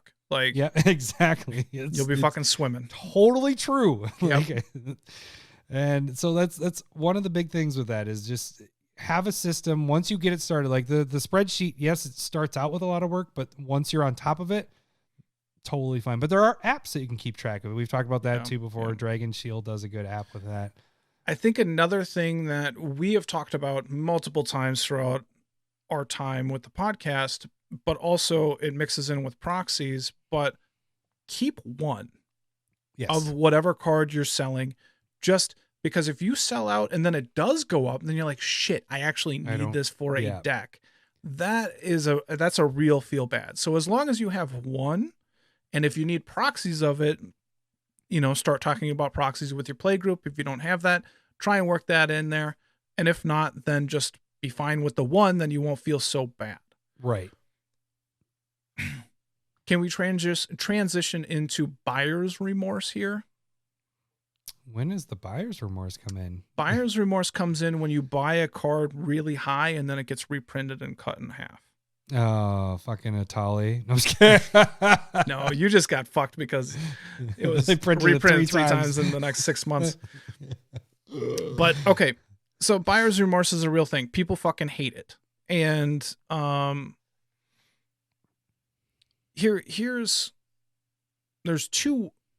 there's reasons why this happens, and you need to figure out why they happen, and they could be different, but this is how I see it, is when you're going, I need this for a deck, be it Snapcaster Mage or Tarmogoyf or, those really expensive cards. You're like, I need this for a deck. And you go and buy it. You don't care when it was reprinted. If it's been reprinted, you just go, I'm getting it now. And then 6 months later, it's reprinted. And you're like, shit, it just got cut in half. If I had just waited, I'd be fine. That's the mindset that you actually need to hold all the time. Is just going, unless you're tournament play, but we're EDH, we're Commander. You don't need anything. You can have a card not be as good. A lot of cards have replacements, and I suggest buy into reprints. Right. It's, when Snapcaster Mage or Liliana of the Veil or any of these master sets come out and they're going, cards are tanking, buy. Right. Buy the shit out of what you need and what you want. It doesn't matter if you want it for a deck or need it for a deck. Just go, this is a card I don't have. This is the cheapest it's going to be. We've mentioned that so many times when a set comes out. A lot of times with rotation, we do that too. And then normally what is our, 2 months after a card has been, or a set has come out is normally when the buy is when we're talking about. Yep. All of these things help you deal with buyer's remorse. It's about because buyer's remorse is buying right now. Kamigawa cards right now are just in general across the board, not talking about anything specific, is higher than it's going to be 2 months from now. Right. So wait a little bit on Kamigawa. Wait, this all helps you manage your money. This all helps you not feel bad about buying cards nearly as much. Don't buy collector booster boxes. Right now, what I'm doing is I'm going through the cards that are under $1 and I'm buying. That's what I'm buying. Because if a card goes from 75 cents or 50 cents down to 35 cents, because that's generally the cheapest you can get rares at, I'm not going to feel awful about that. You know what I mean? I lost 50 cents, big whoop. Right. But if you go and buy the hottest shit and after rotation, it drops from, if Meat Hook Massacre goes from $40 down to $20, you're going to feel like shit about that. Yep. That's why I haven't picked it up yet. And I did with cards. Yeah. And that's what I'm trying to get is. But you don't have to. Patience. Have some patience. Don't need anything right now. Buy for when it's a good price, not for when you're building a deck. Because I know a lot of people just do huge orders when they build a deck. Yeah. And that's the part of gaining a collection, is just buying when you think it's a good price versus buying when you need it for the deck. And I think buying when you need it I am a little guilty of that. I told you I bought the big buy for Kaima was Argothian Enchantress. I was hoping it was going to be in the Commander deck. It wasn't going to be. It wasn't going to be. But I waited. That's exactly what you're saying there, though, is in my head, there was a chance that it either was going to show up in that deck or in the list or something after. And so I waited until I saw what was in that deck. And then I was like, okay, it's not there. I'm buying it now. It's going to get reprinted at some point. It will. Probably in a Secret Lair. It's been quite some time at this point. It was Eternal Masters. And at that point, when that was reprinted within the first couple months, I picked up a foil version of it. And that was good for you. It was $20. It was $20. Oh man, see, and I spent good for you. 35 on it to get it. So yeah, you got me. But here's a little pro tip, I guess. There is, and I'm not a pro. I don't know why I said pro tip. Here's a tip. Here's just the tip. Just the tips. I went for the old version because even if it gets reprinted, when it gets reprinted, the old border is still going to be superior in my eyes. To they hold value pretty well. Yeah, so I bought a near mint version of that in the old border. I could have gotten a foil for about the same price, but I went with the old border instead. And so I mean, and all of these things all come with experience and knowledge. Like, you're saying something and going, yep, totally agree. And other people going, what? That's a thing? Like, these are things when you pay attention, and it's not even paying attention. Like, I look at MTG stocks daily. Yeah.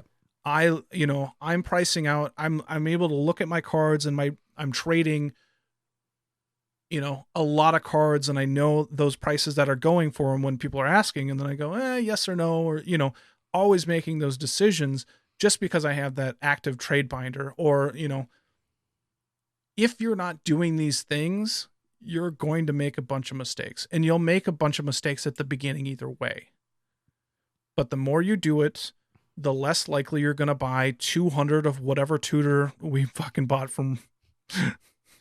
Don't bring what is it called? What is it called? Oath of the Gatewatch. Yeah, Oath of the Gatewatch. Yeah. Yep. We made I have okay. Again, I have 300 copies of that card. I have 50. That's the most of any card I have. It went up when War of the Spark came out. Yeah, but it was you couldn't move it. It was real hard to move. Okay, sucks. And so this is a little bit of me and Adam do these things differently. And Adam is into Secret Lairs right now, as we talked about, and I still dabble in like the penny stocks. I go through and I find the commons and uncommons that are worth 50 cents to $1, and they're in bulk bins, and I can get them for 10 to 20 cents a piece. And then I expect them, even if they're $1, I could flip those as quick as I could and then make some money on it, like we were talking about. But you're talking maybe 20, 30 cents there. That's not nearly enough. But if I can flip it for like $3, which is generally what I aim for, there's nothing wrong with that. And I can do a couple of those within a trade, like $2 or $3, trade stuff away for 5 to 6. It's smaller increments. You're trading with other things typically. It isn't just that card, right? Yeah. And that's the harder part with the selling part. And that part is selling that. That's not worth your time when you're selling something at $2-3. And for some odd reason, eBay, things under like $8, they charge 20% fees. And then you got the shipping and all that stuff. And then you end up being like, whoa, I made like 50 cents. So I doubled my 30 cents, which is that really worth it on one card that I'm sending out? It's good when you're doing like a trade where you're in control of like, okay, I'm willing to send all these out, or a buy list. A buy list is another good avenue. We've talked about that before. And so these are things that we have talked about over the years at this point. And all of these can be applied to not only buyers or sellers' remorse or anxiety towards what's going on. These can be applied to a lot of different ways. And we've just found that they work for us. Now you can find things that work for you as well. We're just kind of saying just like start. Right. And that sounded really heartwarming for some reason. I don't know why. It was meant to be like, get off your ass and do some shit. So you don't feel bad about yourself. Because feeling bad sucks. It does. Yeah. And either don't worry about it either. Because that's the other thing that you can do with buyer's remorse is I got the card. It didn't matter when I was going to buy it. I'm not going to sell it. So it doesn't matter how the prices fluctuate. It's fine. I got the card. That's what I wanted. You can have that mentality and mindset as well. That's perfectly fine. It's what a lot of how you feel is on you. And that's kind of what we're addressing right now with your feelings and your emotions. We're trying to give you technical hints and tricks, but that might not help you feel better either. And that was one of the things when I was, I can't remember it now anymore, but when I was, so this isn't going to be as smooth as what the professor said, but when I was trying to figure out how to be a teacher, they said, it was something along the lines of like, kids aren't doing things personally. So how kids act in a class is how you handle it. You can get stressed out. You can yell. You can be like a total asshole to your class, but that's on you. You know what I mean? You can also turn around and try and have those kids smile, crack jokes. You can, if somebody does something wrong in your class or to you, you can either be a smartass or an asshole or, turn the other cheek or, there's so many different ways that you can react. And if you allow yourself to make emotional decisions, you're almost never going to feel like you did the right thing. Yeah. So have a plan. That's what we're saying. Have a plan. Try and act the same way in certain situations and have a plan on how you're going to act when somebody treats you like shit. These things can be applied to life. And Look at this, giving life advice here. That's what we're trying. It's not just about money, but it's about emotions. And a lot of people work, I think Bruce Lee has some sayings about emotions and stuff like that. Like, don't let you're them control quoting you. teachers and Bruce Lee, and what's next, buddy? I watch a lot of TikTok. But I mean, have control of yourself, and you'll have control of your surroundings, your emotions, and do the best with it. Now, like all this stuff, there's a lot of crazy shit that can happen too. But if you need advice with some of the going back to the selling stuff, we're always here. I mean, we respond. We're not big enough where we don't respond yet. We respond to everything. Yep. And if we don't respond to you, then we missed it. Yes, that's absolutely true. And then we apologize later. To get back, like to kind of hit the Secret Lair and the financing stuff. The one thing with the Secret Lair stuff is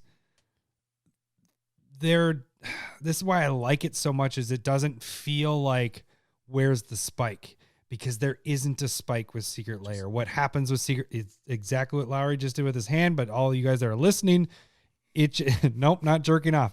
It is on a continuous rise, because it is like a pseudo reserve list. Yeah. And these cards aren't being printed again. You're not seeing this art again, and all it is going to do is over time. If you don't want to sell now, just hold it then. Wait. Mm-hmm. And I've said that to you before. I was like, the cool thing about the Secret Lairs, I have a lot of them that I haven't even listed, because I either have to up my eBay account to $15 a month to be able to list 500 things, or stay at the $5 level and just wait as things sell and then list things. Mm-hmm. And that's what I've chose, because it's already taking a lot of my time right now with the podcast and everything like that. Yep. But I'm not concerned, because all that's happening is the price is going up on these. So why we keep having Secret Lair as part of our discussion and always have it as part of our podcast is these are good value in this. And if you're worried about selling, you can wait a little bit on these. You haven't done any trades on these yet, have you, on CardSphere? No, as of right now, all of the extras are still in their box. I haven't even cracked them. They're just sitting right back there. Yeah, and the thing is like there is no panic to that. It isn't like, oh shit, did that one spike yet? Is that one already going down? Like, even if they get reprinted, it's not going to affect the Secret Lairs at all. Almost forgot about this, because we talked about this on the Discord today too. And we've said this on the cast as well here, but one way to have that like that structure of like, this is what I'm okay selling this card at, is what you do with your Secret Lairs is you go, I'm cool if I sell this card at 20, 30, whatever number you're comfortable with on whatever card it is, and let it sit. Right. Especially with Secret Lair. Yep. That is a very different thing that I started in the last probably 6 or 10 months or whatever is doing the breakpoint. And if you're watching on YouTube, this is how I do it. I go through, here's my list of everything, all the cards, breaking it down, and I pick out what the current non-foils are and what the current foils are. And then when I get the card, I go, this is where I'm comfortable. I think that this card should be at this price at some point. And I list it and I just put it up there. And I know I'm not the lowest. The Praetors, Vorinclex, dude, I have those at $45. You can buy those, I think, for still under $20. They're going to get to $40 or $45. It might take a while. I'm not getting charged because they're up on eBay. They just sit there until the price hits. And you don't ever list your full amount. You list like 2 or 3. Because if you go, oh yeah, I have 30 copies. Well, then it floods the market and people are like, well, I have time to wait. Yeah. And I can buy this at a different time. But if you only show 2, and that allows you to potentially ride a spike or adjust your prices later on and stuff like that. That's the biggest thing is once those 2 sell, you go, all right, now I'm going to raise it a little bit. There's a spike happening or whatever. And so bring this back to the Ugin story. The person was making emotional decisions. They didn't have a plan on when they wanted to get out of the Ugins. Again, I don't know when they bought in, but if it hits a peak like 80 and it was a slow rise, And then it was a slow go down, and it continues to go down. If you're paying attention to that big of a spec, you should be going like, okay, I think this is the time to get out, rather than it'll come back. It'll come back. Right. Again, it hit 80 once. It's got to come back. When you got to think of this like a business. You know what I mean? It's not an emotional like, oh, I can make more. I could do better with this. This is when I want to get out. This is the plan that I want to get out. I'll make solid money on this. And again, if they bought it too high of a price, then they made a mistake. And that's where I buy, I'm down in the penny stocks. If I make a mistake, it's a $5 mistake.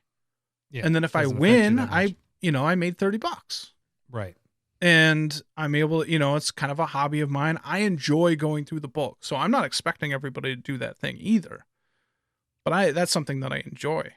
And so it's kind of like not numbing, soothing for you. You just sit there, flick through cards. Yeah, it's meditative for me to kind of go and do that. And so, but like, I can use the example, like my trades, CardSphere says that I have 8 to 10,000 sitting there waiting to go. Oh, yeah. And I can tell you I've spent maybe $1,000 on those cards. That's crazy. That's just all 10, 20 cent bulk that I bought. Mm. And so, and I've, some of the stuff has changed a little bit as well, but, and not all of it people want. You know what I mean? A fraction of it. I can maybe move 200 on CardSphere pretty easy and go through Card Kingdom and maybe move another 500 or 600. And that's just a fraction of what it is, but it is that's what you can move. So that's understanding what you can move as well versus what you have in value. Yeah. And then, you get more experience and you go, I've had this card at $3 to $5 forever and nobody's wanted it, but somebody wants it at 60, 70%. I'm willing to send it for that. That's cheaper than what I normally do. And then to move it because people don't normally want it. And you're just like, okay, somebody wants it, get rid of it. Yeah. But you got to be paying attention. And if that's not something that you're interested in either, like I think Secret Lairs are an easy way to do it. Easy way to do it. And you just list a few cards with that, sell them, sit and on then it for 6 months, and then one. price it out for what you want, and then eventually sell it. Probably. Yeah. So I mean, it's Oh, all right. Well, so that was like double owned segment there, wasn't it? Yeah, it was. when you're like, maybe this could be its own like segment. I was like, no, dude, we'll wrap it into the Secret Lair. It won't go that long. Yeah, it's twice as long. 2 hours now. Oh shit. We still have to do this. I'm so sorry. Excuse but me, not. I believe you have my stapler. I'm not too sorry about that.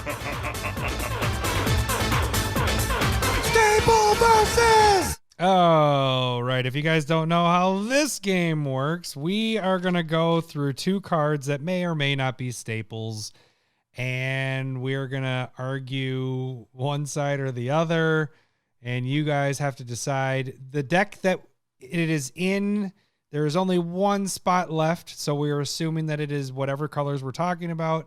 You guys have to decide what makes it in that last spot. Yeah. Last week we had Faithless Looting against Ponder. And all truth meter, everything. Where do you think that ended up, Lowry? I did see the Twitter poll, and I was super surprised that Faithless Looting won that. I think Ponder's probably the better card. So we'll start with the Twitter. Twitter won 57% of the vote to 43%. 56% of the vote on YouTube went to Faithless Looting as well. Wow. Yes, I know. So it's pretty similar to what Twitter. But the good old Discord went 50-50. And so Faithless Looting pulls out the win. I'm actually really surprised. 55%. So it's pretty close though. 55% to 45% for people like graveyard shenanigans. That's what I would say. But it's fucking red. It's okay. All right, what do we have for this week's? What's our 2 cards we're dealing with this week? Boros Charm. Boo. What do you mean? What do you mean? Okay. It is a red and a white. It's an instant, and then you can choose it's 2 one colors, of right? multiple. Yeah. Okay. That's not right. Okay. Boros Charm deals. You can choose one. Boros Charm deals 4 damage to target player or planeswalker. Oh, that makes a lot of difference in fucking Commander, right? Permanents you control gain indestructible until end of turn. Okay, that's pretty decent. Or target creature gains double strike until end of turn. What do you mean? Do not downplay this. Okay, this here. So my card. Hang on a second. Hang on a second. Heroic intervention. Heroic intervention. So I'm going to point this out. This is a green card. Lowry's was a white and red card. Yes. So we are playing a 3-color deck at this point. Yeah. All right. So let's just point that out. We are. Mine only requires 1 color. So just green to cast this. And it is the same casting cost, a green and a colorless. So I just need 1 green. This is true. Instant permanents you control gain not only indestructible, but hexproof. So they cannot be targeted by your opponent's stuff. I don't need choices. That's good. I just protect my shit. I would think that's good. But okay, so understand this. Normally they make better cards harder to cast just because for fairness. And that's what is going on with Boros Charm here. What it is on the 2 worst colors in fucking Magic. It's on red and white. And then I have the green card, which is the best color in Magic. All permanents you control gain indestructible until end of turn. It can do heroic intervention pretty good. It does it pretty good. It's a half heroic It's the important part. Oh, it's half though. Okay. The fizzling of people's dreams, spell of fizzling of dreams is amazing when you're just like, they're like, I'm going to do You this. would cast that card just for spot removal? Hell yeah. If they're going, I'm going to control magic your commander, and you're like, well, no, you aren't. Because they can control. Decent point.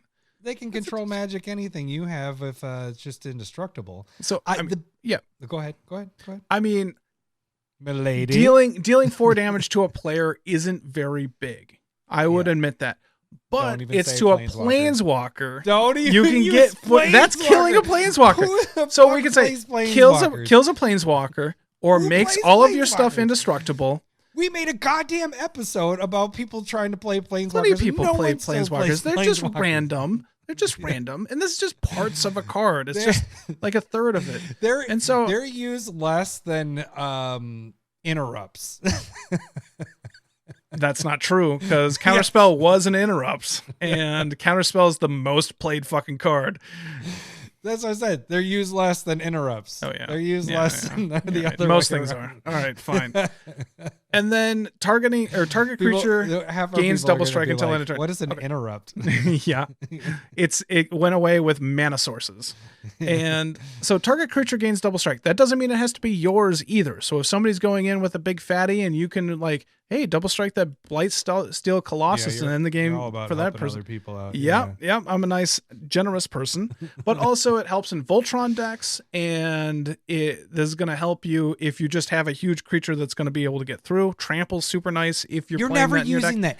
that. You're absolutely inaccurate. 99% using the indestructible. In fact, number 2 this last weekend cast Boros Charm. Not with a green deck, otherwise he probably would have cast Heroic Intervention. And he gave his stuff indestructible. You're not going to use the double strike. That's the double not strike, true. You're going to use the double strike if it's going to win or kill a player. That's pretty much the only way you're going to use it. And if you're playing red and white, you're not going to win every turn. Because you're targeting Feather and giving it double strike. You're not in Feather because this is green. Yeah, that's true. Get that out of there. Get that out of there. We're in a green, red, and white deck. Yep. So garbage.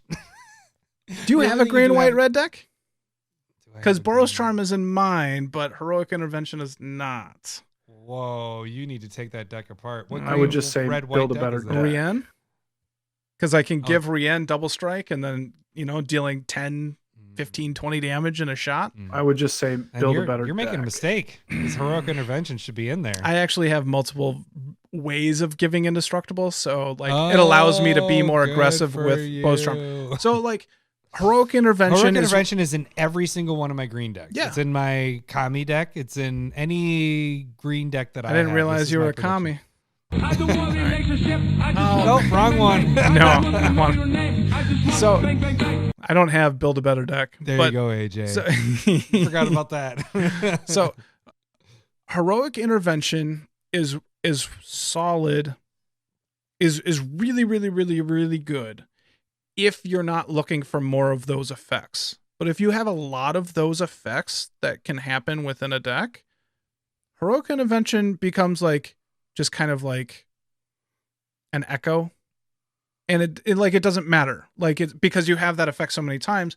Whereas Boros Charm has that flexibility in going, you know what? I don't need the indestructible because I already have it here with Selfless Spirit. That's not the point of Heroic Intervention. Most of the time, it's the spot removal of them targeting your stuff. Like that's when a lot of times, more often than not, when I use Heroic Intervention, it is not because of I'm removing destroying all creatures. It is more of they are targeting my commander by putting something on it or taking it or putting Dark Steel. Is it Ignite, the one that turns it into the 01 doesn't have abilities? Mutation. Dark Steel mutation on it. And it's like, no, you're not going to do that because now it has hexproof. So to be honest, being completely you normally use honest, it with the hexproof? The hexproof is the part that hits me on the Heroic Intervention and not the indestructible. I guess maybe you should be playing Swiftfoot Boots over Lightning Greaves. No, because if it said the same thing, if it said freaking, I'm just saying, we're going back to another stable versus. Damn it! Now the train of thought is all gone. I guess the other part of it is with our play group. We don't have as many board wipes. There isn't a lot of Wrath of Gods. It's more of bouncing kind of type things. So either way, ours don't matter in that if it's a Cyclonic Rift, but it is more targeting. You are one of those people that does that. You will neutralize what? Where you will neutralize a commander by using a Dark Steel mutation type card. And so this is just that protection. Yeah, I'm just trying to help you out by giving that commander indestructible. So I don't know what the problem is. Yeah. I loved when you did it on Eureka, and then I was like, yeah, that fucking sucks. Well, Ninjutsu is really good randomly against auras that you want to put on player stuff. I can still attack with this 01. Yeah. Ninjutsu. He doesn't have any blockers, so Ninjutsu him back into my hand. That was a rough game. I think I like the flexibility of Boros Charm. I will give you that. I will give you. It has two options. It does not have three. It has two because the first one's fucking garbage. I mean, I've heard garbage. This is off color, but I've heard of people winning the game with Sign in Blood because you can say target player loses 2 life and draws 2 cards, and sometimes you just get down that low and you can use it. Really? Okay, let's say we're getting down to the end of the game and you're just holding on to You're holding on to Boros Charm for the indestructible. And then somebody gets within that life range of where you can be like, I'm going to hit you for 4 and be able to attack through. Let's do very situational. Yeah. And Heroic Intervention just can't do that. Oh, that is good. It just can't do that. How does we get to the end of the game and you or not even the end of the game, you're playing the game and you have only a green open and then or even a green and a white, or you're having to leave multiple colors open just so you can cast Boros Charm. I just need a green and a colorless. I'm just green. How and does Soul Ring. How does your card, I can't even remember it, Heroic Intervention, how does that do when is it better if Fiery Emancipation is in play or Furnace of Wrath, damage doublers, or it doesn't interact with anything else beyond just that? It kind of can help you. That's all I'm saying. This can help in a lot of different situations. My biggest argument with Heroic Intervention is just removing the spot The spot stuff, the targeting. That's all I can really argue because that's the difference. That is the only difference with yours. Yeah, because it's a boring card. Boring bad card. Well, I guess I can do this. It is in 124,000 EDH rec decks, and Boros Charm is in half that amount at 60,000. Oh, that's it's respectable. Less than half. That's respectable. But I mean, I think it's in 100% of red-white decks. Yeah, because red-white sucks. But I love red because it's in every deck that I build. And white is our is this the new best color in Magic and Commander? I don't know. No, that didn't get any extra clicks. That's all I know. Didn't really. It got a couple likes from people that are white. That sounds really bad. Yeah, white mono white border. Yeah. All right. I don't know. I don't have any I think more we're arguments. done. I think we're good. We're fine. Right. It's, You guys... I will. I hope. I get a crown next week, right? After winning so many times. What? I'm gonna win this one. So when did I get my crown? Like 6 weeks ago? You got it when I took a shot on Friday. Yeah, that was pretty good. From losing. All right. You guys can Battle vote. You guys can vote for this card or either one of these cards. You guys can check out either YouTube on the community tab, or you can vote on Twitter. We'll have it there. Or if you're part of the Discord, you can vote there as well. So those will be those. And then next week we'll have a new 2. So sorry this cast went super long, but I hope it helps you guys a little bit with the finance. We will catch you guys next week. Thanks for listening. See ya. Bye. Second. I love I ran out of beer so long ago. I know. I noticed you weren't drinking anymore. I was like, oh shit.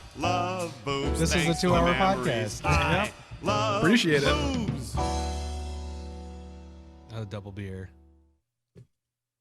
Yeah, I noticed it. I was like, he hasn't been drinking.